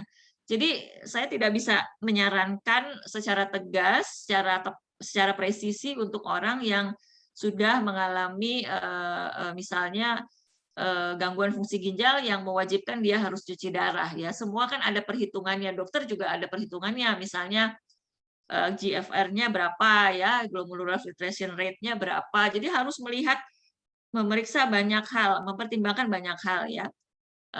Dari berbagai pemeriksaan lab yang ada, dan kalaupun mau mencoba herbal juga mesti sangat berhati-hati, dosisnya mesti diatur banget dan itu sifatnya individual. Ya, jadi tidak bisa kita melakukan, misalnya saya ngasih tahu terus Bapak Ibu nyobain sendiri, coba-coba seledri segini 3 tangkai, 5 tangkai, nggak bisa juga ya. Jadi semua tergantung dari orang per orang gitu. Jadi kalau sudah dalam tahap harus cuci darah, maka saya tetap menyarankan Anda lakukan cuci darah. Nanti kalau mau mencoba herbal, lakukan dengan secara berhati-hati. Karena air putih aja, air putih kan alami ya, mineral water ya. Air putih yang alami saja ketika dikonsumsi oleh orang yang sudah ada kelainan gangguan fungsi ginjal itu pun harus hati-hati sekali gitu. Ada perhitungannya, apalagi herbal begitu ya. Karena herbal senyawa aktifnya banyak gitu. Kalau air putih, air mineral kan kandungannya tidak sebanyak herbal gitu. Itu aja yang air putih aja mesti dihitung banget gitu. Apalagi herbal. Jadi itu yang bisa saya jawab ya. Kemudian kalau untuk menjaga kesehatan organ jantung itu banyak sekali, ada bawang putih ya. Ada rosella juga bisa ya membantu menjaga kesehatan organ jantung. Kemudian seledri juga. Intinya biasanya herbal-herbal yang bersifat bisa membantu menurunkan tekanan darah, bisa bersifat menstabilkan kadar lemak darah, bisa bersifat anti platelet ya, anti agregasi sel pembekuan darah, itu bisa dipakai untuk menjaga kesehatan organ jantung. Tapi kalau kembali lagi kalau ditanya mengobati sakit jantung koroner itu juga ada banyak gradasinya ya. Jadi saya pun tidak bisa menyarankan, oh Anda berhenti aja pengobatan dokter untuk sakit jantung koronernya, Anda ganti aja dengan herbal. Tidak bisa gitu juga karena mesti dilihat orang per orang ya, mesti diperiksa dan dipertimbangkan secara teliti, secara individual ya, orang per orang. Nah, untuk yang orang-orang dengan misalnya sakit jantung koroner, maka saran saya adalah Anda tetap konsumsi obat-obat medis konvensional dari dokter karena memang itu yang sudah istilahnya sudah terstandar dan sudah melalui berbagai penelitian klinis ya, bukti-buktinya sudah banyak. Jadi lakukan itu, saya sarankan itu ya, lakukan pengobatan konvensional dengan dokternya, misalnya dengan dokter spesialis jantung, tapi bisa dibantu herbal itu sebagai pelengkap gitu ya. Misalnya tadi saya sudah sebutkan misalnya bawang putih ya, tambah dengan minum ekstrak bawang putih misalnya, atau cuka apel misalnya boleh ya. Jadi tapi memang akhirnya takarannya harus dibicarakan dengan dokternya karena jangan sampai misalnya obat medis dari dokternya misalnya sudah mengandung obat pengencer darah misalnya ya, ada golongan obat pengencer darah terus tambah ekstrak bawang putih. Nah, ini harus berhati-hati karena ekstrak bawang putih juga bersifat mengencerkan darah. Sehingga kalau ekstrak bawang putihnya agak berlebihan dikit atau berlebihan dikombinasi dengan obat pengencer darah yang dari dokter itu malah akhirnya timbul perdarahan ya, karena terlalu encer jadinya timbul perdarahan. Nah, ini juga perhitungannya harus seksama ya. Kemudian yang pertanyaan itu udah saya jawab ya. Jadi intinya seperti itu. Semoga menangkap maksud saya. Kemudian untuk mencegah menurunkan kadar gula darah, tadi saya sudah sebutkan ya. Silakan dibaca slide saya juga ada ya tadi ya, sudah saya bacakan. Misalnya untuk menurunkan kadar gula darah itu yang banyak penelitiannya adalah kayu manis ya, kemudian sambiloto, kemudian pare ya, pare mungkin kalau di Kanada ada pare ya, konsumsi pare ya sering-sering. Cuma memang pare ini kalau ada penelitian yang menyebutkan kalau dikonsumsi tiap hari terus menerus jangka panjang dia bisa menurunkan fertilitas atau kesuburan ya. Jadi sebenarnya kalau kita mengkonsumsi herbal itu bagusnya memang bervariasi ya. Misalnya tiap 3 bulan kita ganti itu juga baik ya. Jadi misalnya nih kita pengen menurunkan kadar gula darah, kita pakai kayu manis 3 bulan. Nanti 3 bulan berikutnya ganti sambiloto ya. Kemudian 3 bulan berikutnya lagi boleh balik lagi ke kayu manis, terus sambiloto. Jadi sebenarnya semakin bervariasi semakin baik karena untuk meminimalisir efek samping kalau ternyata ada efek samping untuk pemakaian jangka panjang.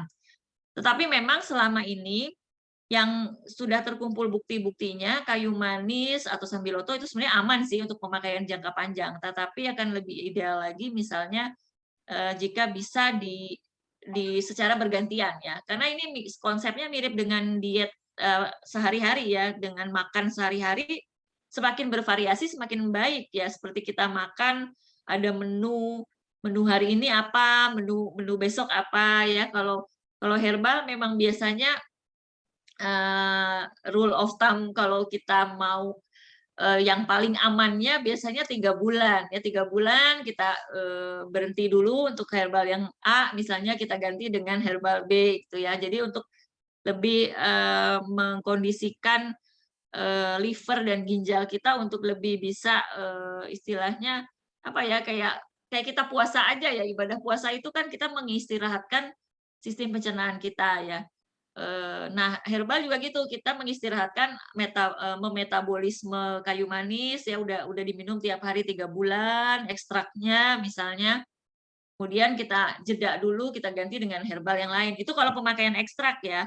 Tetapi kalau pemakaian segar tentu tidak masalah, kita tiap hari nggak ada jeda nggak masalah. Seperti halnya kita memasak, memakai bumbu jahe misalnya, itu tiap hari selalu ada jahe dalam masakan kita kan tidak apa-apa, sampai kita nanti wafat pun tidak apa-apa kan. Kemudian apa nih pertanyaan berikutnya? Tanaman herbal yang dapat mencegah osteoporosis. Ya.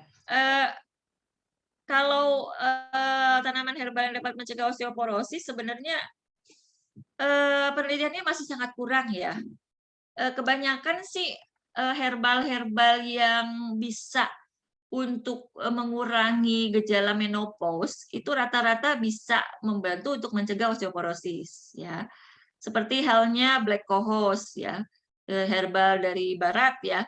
Kalau herbal dari Indonesia memang sangat amat jarang ya diteliti untuk mencegah osteoporosis. Jadi kebanyakan memang herbal-herbal dari luar ya. Tadi saya sudah menyebutkan misalnya black cohosh dan sebenarnya masih banyak lagi herbal-herbal lain. Intinya herbal-herbal yang kalau kita mau cari kata kuncinya memang bisa misalnya herbal untuk mengurangi gejala menopause itu umumnya juga dia bisa mencegah osteoporosis. Tapi kembali lagi memang penelitiannya masih belum banyak ya. Jadi belum bisa secara tegas juga saya menyatakan sudah terbukti secara signifikan bisa mencegah osteoporosis. Jadi nggak bisa juga saya nyatakan begitu ya. Tetapi setidaknya herbal ini secara umum kan membantu menyeimbangkan sistem hormon ya, lalu menyeimbangkan metabolisme. Nah, sebenarnya secara umum semua herbal bisa membantu sih mencegah osteoporosis ya, apalagi jika dibantu dengan asupan nutrisi yang memang membantu ya, seperti asupan yang kaya dengan kalsium dan sebagainya. Tentu itu yang perlu disinergikan ya, beserta pola hidup sehat lainnya ya, termasuk aktivitas fisik dan sebagainya. Kemudian Mbak Dokter Eva nanya pernah meneliti ekstrak daun Afrika. Sebenarnya kalau meneliti secara langsung saya belum pernah ya untuk ekstrak daun Afrika.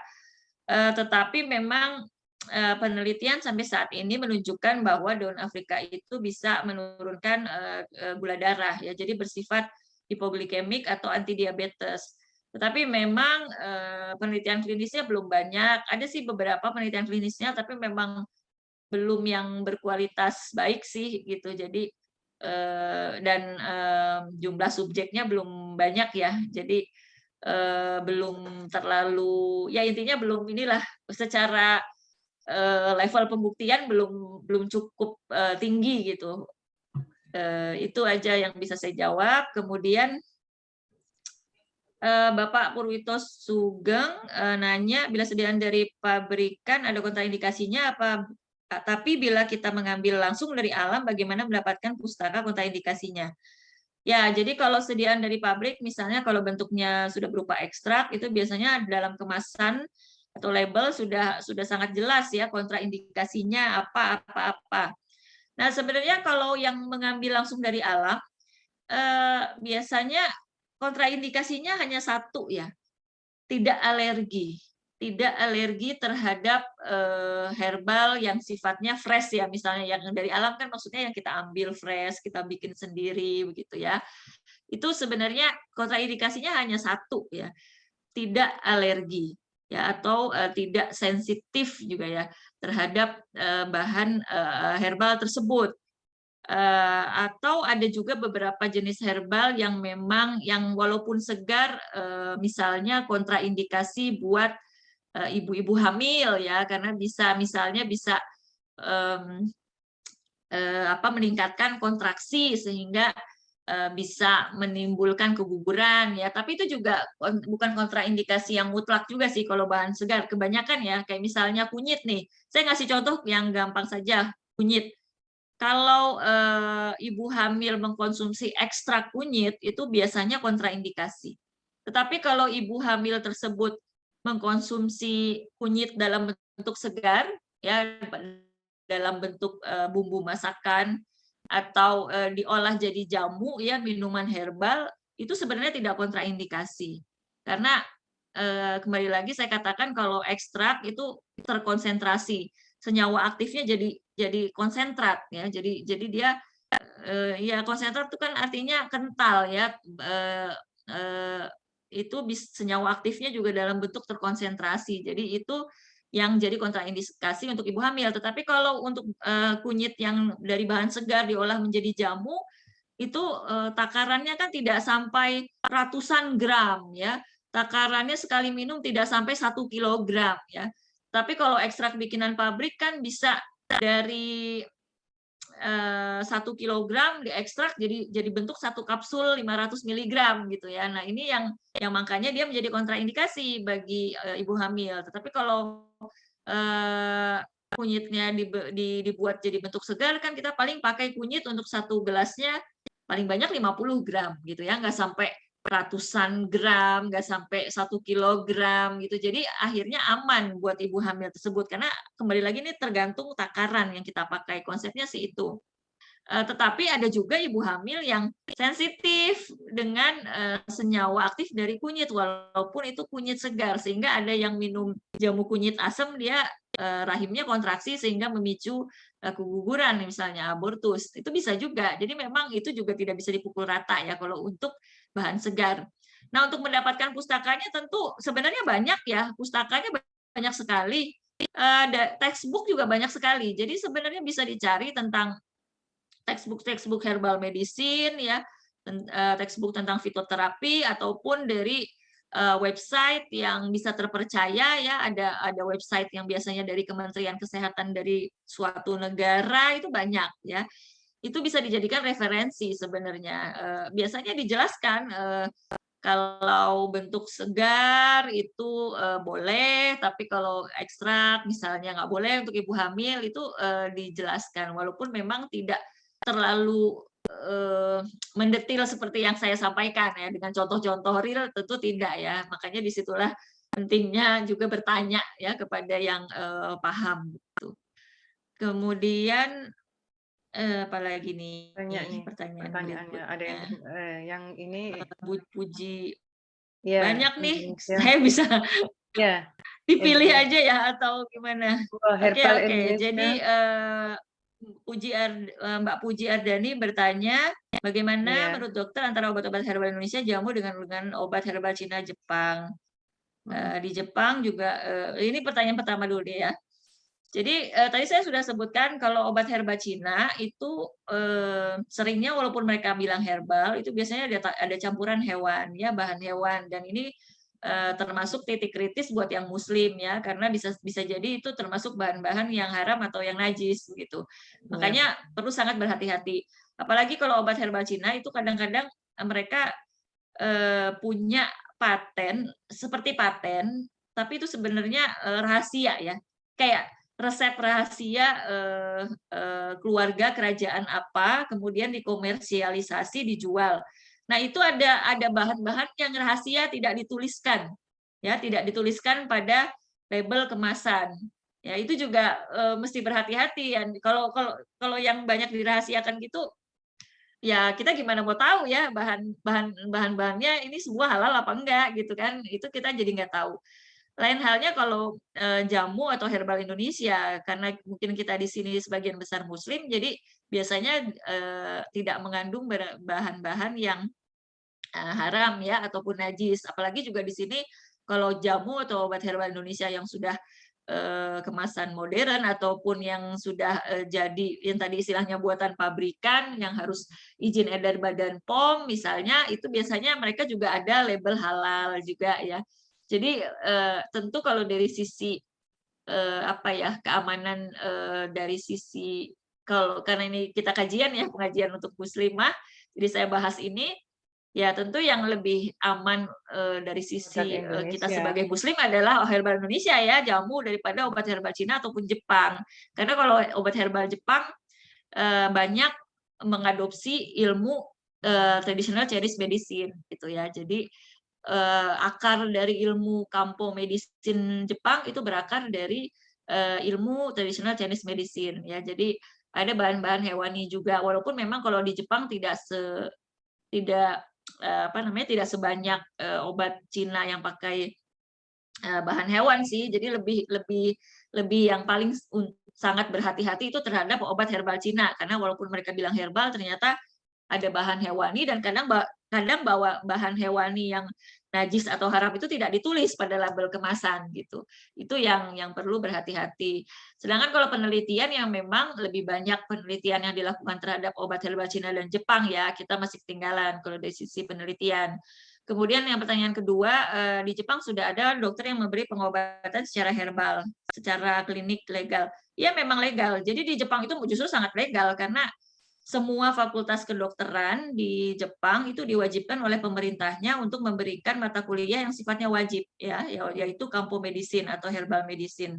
Jadi setiap lulusannya itu memiliki kompetensi dan legalitas dalam memberikan pengobatan herbal atau kampo medicine. Dan bahkan mereka memberikan pengajaran pada dokter untuk ramuan-ramuan yang sifatnya tradisional ya, tradisional Jepang, yang berupa rebusan-rebusan akar-akar kering ya, rebusan daun-daun kering, bagaimana resepnya, diambil dari resep kitab pengobatan kuno, itu bisa diresepkan oleh dokter karena mereka menganggap bahwa ya memang saya juga sepakat bahwa apa yang sudah menjadi pengalaman ribuan tahun, jutaan tahun oleh jutaan manusia dan tidak pernah dilaporkan efek samping, malah yang dilaporkan manfaatnya, itu adalah bukti ya, itu adalah data. Jadi artinya secara keamanan sudah terverifikasi lewat pembuktian pengalaman empirik gitu. Jadi makanya dokter di sana bisa meresepkan. Cuma memang kalau yang ditanggung asuransinya yang sudah diuji klinik. Tapi kalau sekadar peresepan, walaupun belum diuji klinik, itu boleh. Asalkan memang ada riwayat pengalaman empirik dipakai oleh nenek moyangnya gitu ya. Jadi ada bukti misalnya berupa kitab pengobatan atau studi etnofarmasi, etnofarmakologi gitu ya. Jadi ada bukti data tertulisnya itu bisa dipakai walaupun itu bukan uji klinik gitu. Tapi kalau untuk ditanggung asuransi kesehatan itu harus yang herbal yang sudah diuji klinik. Kalau di Indonesia ya kita ya belum bisa seperti itu gitu. Kalau harapan kami bisa seperti itu ya. Tentu makanya yang kami lakukan di organisasi kami adalah juga mendorong perubahan regulasi ya. Yang memang bagus untuk ditiru, saya dari hasil riset saya itu adalah Jepang, memang regulasinya yang sangat bagus ya. Jadi mereka juga sangat regulasinya detil, masalah keamanan pun detil. Jadi bahan-bahan herbal kering yang berupa direbus-rebus itu semua mereka standarisasi. Ya, jadi misalnya temulawak nih, temulawak dari Indonesia banyak diekspor ke Jepang. Ya, di sana dipakai untuk pengobatan herbal oleh dokter. Tapi mereka kasih syarat temulawaknya yang dalam bentuk kering itu standarnya seperti ini, begitu ya. Senyawa aktifnya kadarnya antara segini sampai segini, range-nya ada standarnya. Nggak memenuhi itu maka kita nggak akan pakai gitu ya untuk pengobatan di Jepang. Jadi kesannya masih pakai cara tradisional kuno dengan direbus-rebus ya, bahan-bahan kering, tapi mereka menstandarisasi bahan-bahan kering itu sehingga bisa didapatkan efektivitas yang bisa dikatakan ajak ya, konstan ya, karena sudah distandarisasi, tidak banyak variasinya. Kalau nggak ada standarisasi kan jadi misalnya hari ini kita minum temulawak, kebetulan dapat temulawak yang bagus, kita merasakan manfaatnya gitu ya, efikasinya terlihat. Tapi misalnya bulan depan, kebetulan kita dapat temulawak yang kurang bagus nih kualitasnya. Terus akhirnya efikasinya nggak terasa ya, tidak terbukti. Nah ini yang bisa dicegah tuh oleh Jepang ya dengan mereka membuat regulasi seperti itu. Pantes Dok, orang Jepang sehat-sehat ya Dok. Makan temulawak dari Indonesia. Lah kita di Kanada nggak dapet temulawak dari Indonesia. Iya, itu banyak. Jadi orang Korea juga banyak Waduh, mengekspor nah ini temulawak. opa-opa Korea ini rupanya rahasianya Iya. temulawak Indonesia nih. Monggo Dok, sekarang Iya. dari Mbak Eva. Tinggal dikit kok pertanyaannya, monggo. Mbak Eva. Iya, dengan Dokter Eva lagi ada titipan pertanyaan untuk membuat mengkomersialisasikan suatu ekstrak, apakah harus melalui uji klinik dan di-approve oleh Badan POM?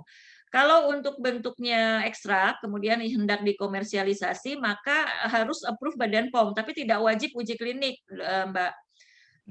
Jadi bisa didaftarkan dengan kategori jamu ya misalnya, asalkan memang ada biasanya kalau tidak punya data empirik ya artinya data misalnya dari kitab pengobatan kuno atau jurnal studi etnofarmasi etnofarmakologi setidaknya ada uji keamanan ya, uji keamanan itu contohnya uji toksisitas ya, itu bisa didaftarkan nanti masuk dalam kategori jamu. Yang harus uji klinis itu kalau didaftarkan untuk kategori fitofarmaka yang memang kalau fitofarmaka di Indonesia itu legal ya diresepkan dokter karena alasannya sudah diuji klinik gitu. Jadi seperti itu Mbak. Jadi bisa didaftarkan biasanya dengan label jamu. Kalau sudah misalnya sudah diuji praklinik pada hewan coba itu bisa didaftarkan untuk kategori obat herbal terstandar. Dan kalau sudah uji klinis maka bisa didaftarkan untuk fitofarmaka gitu. Uji klinisnya juga harus kalau fitofarmaka yang harus RCT sih, yang randomized control clinical trial dan multicenter gitu biasanya. Gitu. Terima kasih Terus banyak kalau nih Dok Rindu. Kenapa Mbak? Terima kasih banyak ini informasinya banyak. Iya sama-sama. Kemudian ini pertanyaan Bu Menu, apakah cukup aman mengonsumsi herbal dalam bentuk kering? Aman ya, karena bentuk kering itu pada dasarnya bentuk segar yang dikeringkan ya, artinya airnya sudah hilang, jadi menyusut bobotnya, jadi aman. Asal kita tahu takarannya begitu. Terus jika proses pengeringan tidak sesuai prosedur atau dari penyimpanan yang tidak tepat, ya betul. Jadi benar kalau proses pengeringan dan penyimpanan tidak tepat, tidak sesuai prosedur, maka memang muncul jamur, betul, ditumbuhi jamur jadinya. Dan memang akan menimbulkan efek negatif jika dikonsumsi jangka panjang. Jadi kalau pengeringan itu kan sebenarnya secara umum kita bisa keringkan. Jadi sebelumnya tentu kalau dari bahan segar itu kan kita cuci dulu ya, cuci sampai bersih. Kalau yang perlu diiris-iris kita iris-iris, misalnya kemudian dikeringkan sebetulnya sekadar dikeringkan di suhu yang biasa ada di lingkungan kita. Itu tidak apa-apa ya. Tapi kalau punya oven pengering yang bisa 60 derajat Celcius tentu lebih bagus. Atau dikeringkan yang biasa di angin-angin biasa boleh, tapi tidak langsung terkena sinar matahari. Ya. Kadang juga ditutup dengan ada yang menutup dengan kain hitam misalnya, itu boleh aja.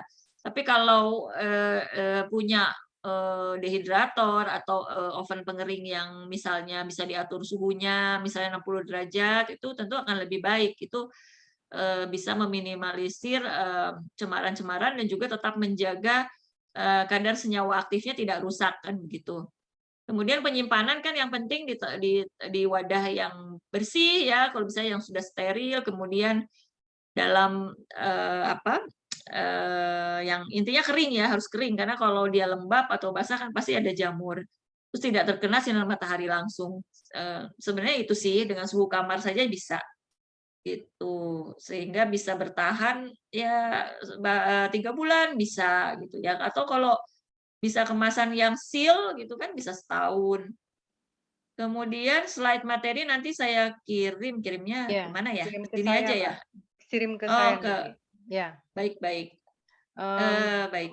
ya ini ada, apa namanya, ada yang mau bertanya ini langsung barangkali bisa menjadi penutup, Mbak Ingrid. Silakan, Iya, Mbak boleh Marta, boleh, Mbak. monggo. Assalamualaikum, Dokter Ingrid. Waalaikumsalam warahmatullahi wabarakatuh. Maaf saya nggak bisa video, udah di kamar, anak-anak udah tidur. Iya iya Jangan iya. jangan Mbak Marta, Mbak. bahaya nanti. Ini saya mau tanya agak agak menyimpang gitu dikit. Ada 2 pertanyaan sebenarnya. Yang pertama jadi gini, suami saya tuh pernah Mhm. suka minum teh gitu. Jadi dia tehnya itu di sini itu ada tempat namanya itu David Tea. Jadi dia Mhm. tuh kayak kayak ya kayak herbal gitu. Jadi kayak kayak ramu-ramuan gitu, kayak ada rosella, ada echinacea, something kayak gitu deh, pokoknya kayak gitu-gitu. Nah, ada dia itu waktu itu pernah minta untuk apa namanya yang kalau kita bisa tidur gitu kan. Nah, jadi pertanyaan saya sama dia gini, kalau saya sih jarang ya minum-minum itu gitu. Saya bilang sama dia gini, "Nanti kalau kamu ketagihan gimana?" Gitu. Nah, pertanyaan saya, kayak seperti itu, kayak teh itu bisa bikin ketagihan apa enggak sih, dokter? Ya baik. Tadi kalau, Ibu sebutkan tadi tadi contohnya, teh herbal Teh begitu ya? teh, iya, memang kita belinya di tempat teh gitu. Saya soalnya kalau di sini itu kalau saya sih terus terang aja, kalau saya itu jarang minum-minum herbal seperti itu, dokter. Paling kalau saya tuh minum kalau teh itu saya daun mint gitu, saya rebus. Oh. Atau misalnya kalau lagi sakit perut saya minum jahe, kayak gitu-gitu gitu. Tapi Mhm. itu bukan keharusan. Jadi pokoknya kalau saya mau gitu ya, saya minum gitu. Tapi kalau saya nggak mau ya kayak minum madu gitu ya. Kadang-kadang kalau pagi saya minum madu gitu ya. Itu kan sama herbal gitu ya. Tapi terus terang aja saya tuh bukan bukan apa ya, nggak tiap hari gitu loh. Kayak gitulah saya. Nah kalau di sini, ya di Kanada gitu ya, kalau teh itu ada tempatnya gitu loh. Ada yang jual teh itu di sini namanya David Tea. Nah di situ kita kalau misalnya kita minta eee, kayak untuk Covid gitu ya, waktu itu Covid itu dari bunganya itu Echinacea kalau nggak salah. Suami saya juga Ya. heeh, suami saya juga ke sana, "Saya minta teh ini," gitu. "Saya minta teh untuk bisa tidur, saya minta teh untuk kalau flu," gitu, atau saya bilang, "Kalau kalau kamu nanti ketagihan gimana?" Itu gimana tuh, dokter? Apa bisa ketagihan atau enggak? Iya iya. Jadi kalau berarti ini teh ya, teh itu kan, dari herbal ya, bahkan kalau yang dari daun teh ataupun dari herbal lain itu sebenarnya, sampai sekarang bukti-bukti menunjukkan tidak menimbulkan ketagihan ya. Jadi memang misalnya tadi Ibu menyebut ada teh untuk membantu tidur ya, teh herbal untuk membantu tidur, itu Iya, sampai sekarang sih penelitiannya tidak menimbulkan ketagihan. Jadi beda dengan obat medis konvensional ya, kalau, oke oke. obat medis konvensional yang bekerja pada sistem persarafan misalnya yang sifatnya bisa membantu memicu tidur atau menenangkan, itu memang seringkali ada efek ketagihan ya. Oke Tapi oke. kalau herbal tidak. Jadi misalnya saya kasih contoh kalau untuk membantu, tidur itu biasanya, di Kanada atau di Amerika itu biasanya mereka pakai valeriana ya, atau Ada lavender juga. pakai, passion flower ya. Itu tidak menimbulkan ketagihan sih. Yang Oh, penting, dosis ya, takarannya yang benar. Nah, maka disitulah Ibu penting untuk untuk yakin apakah memang betul, takaran yang dipakai oleh, tadi ya, David Tea tadi ya, iya iya. benar begitu. Sebenarnya itu sih. Oke. Ini semua masalahnya di takaran ya, takaran untuk keamanan. Tapi kalau efek ketagihan tidak sih. Oh, enggak ya. Karena dia Mm-mm. memang ya satu ada dia waktu itu kasih tisan. Tisan nggak tahu saya Mm-mm. Indonesianya apa tuh. Herbal tea, Itu tisan itu ada herbal daun, tea. Iya, ada daun tisan itu itu herbal namanya tea betul. tisan. Nah Mm-mm. itu. Terus ada satu lagi itu dia ada ya dikasih kayak bunga rose, lavender itu saya nggak tahu deh itu.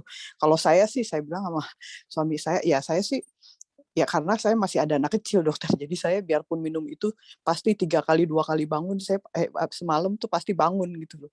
Jadi Mm-mm. sama saya tuh nggak efek apa minum gituan karena saya memang masih ada anak bayi gitu loh.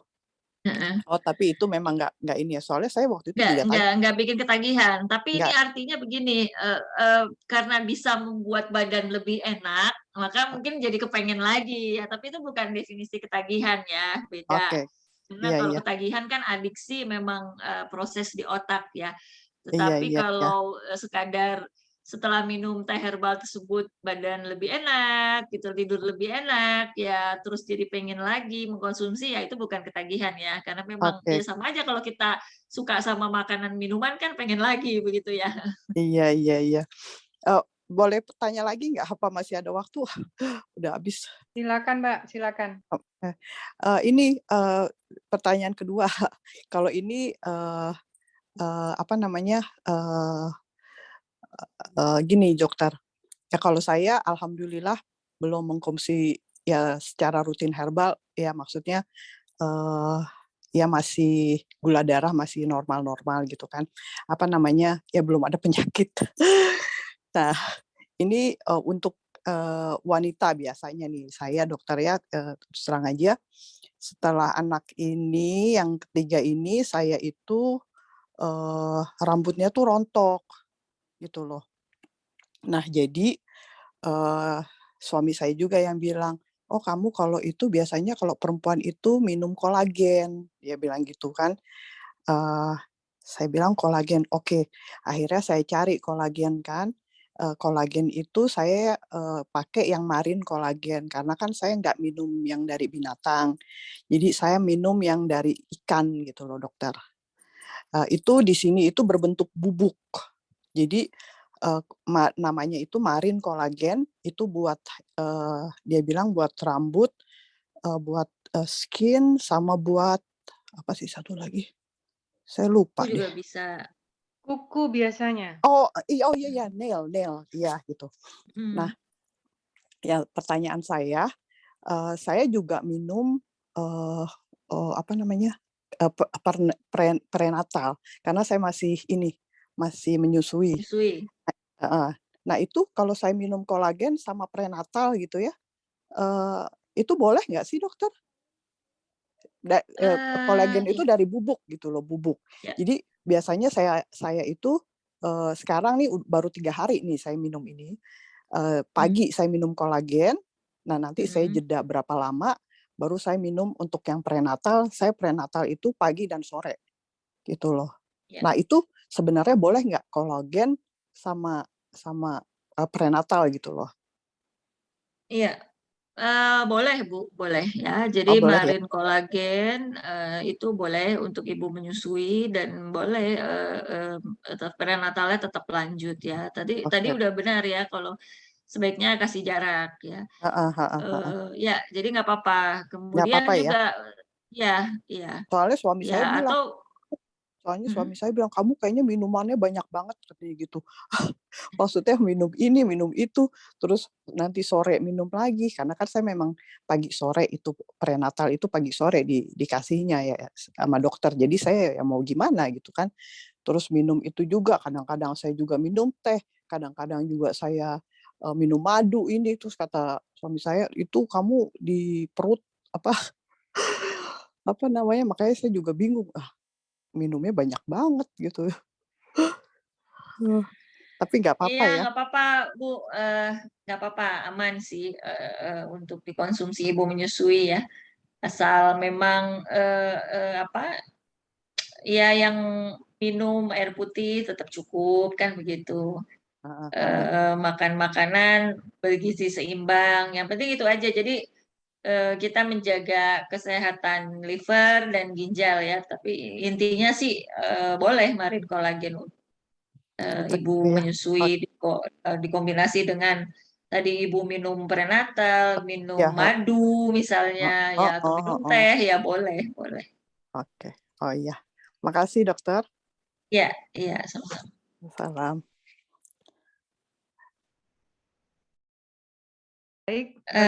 Baik, itu aja ya berarti ya. Ya, ini sudah tidak ada pertanyaan lagi. Kalau belum puas nanti bisa DM saya, nanti bisa saya tanyakan langsung ke Dokter Ingrid. Konsultasi pribadi, Dok. Gimana? Ya.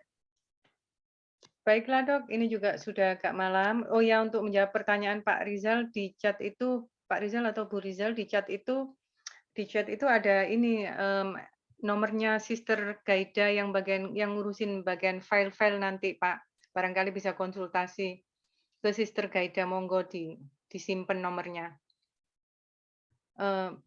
Baiklah, Dokter Ingrid, terima kasih banyak atas waktunya, atas materi yang insya Allah sangat bermanfaat, terutama yang tadi bab diabetes, bab untuk orang-orang yang di atas 40 tahun ke atas, mendekati 50.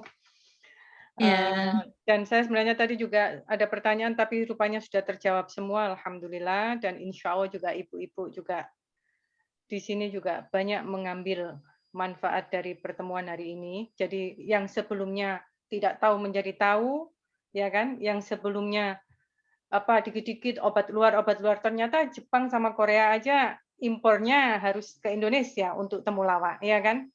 Sekaranglah mungkin saatnya kita kembali lagi mencintai produk-produk herbal dari negara kita sendiri.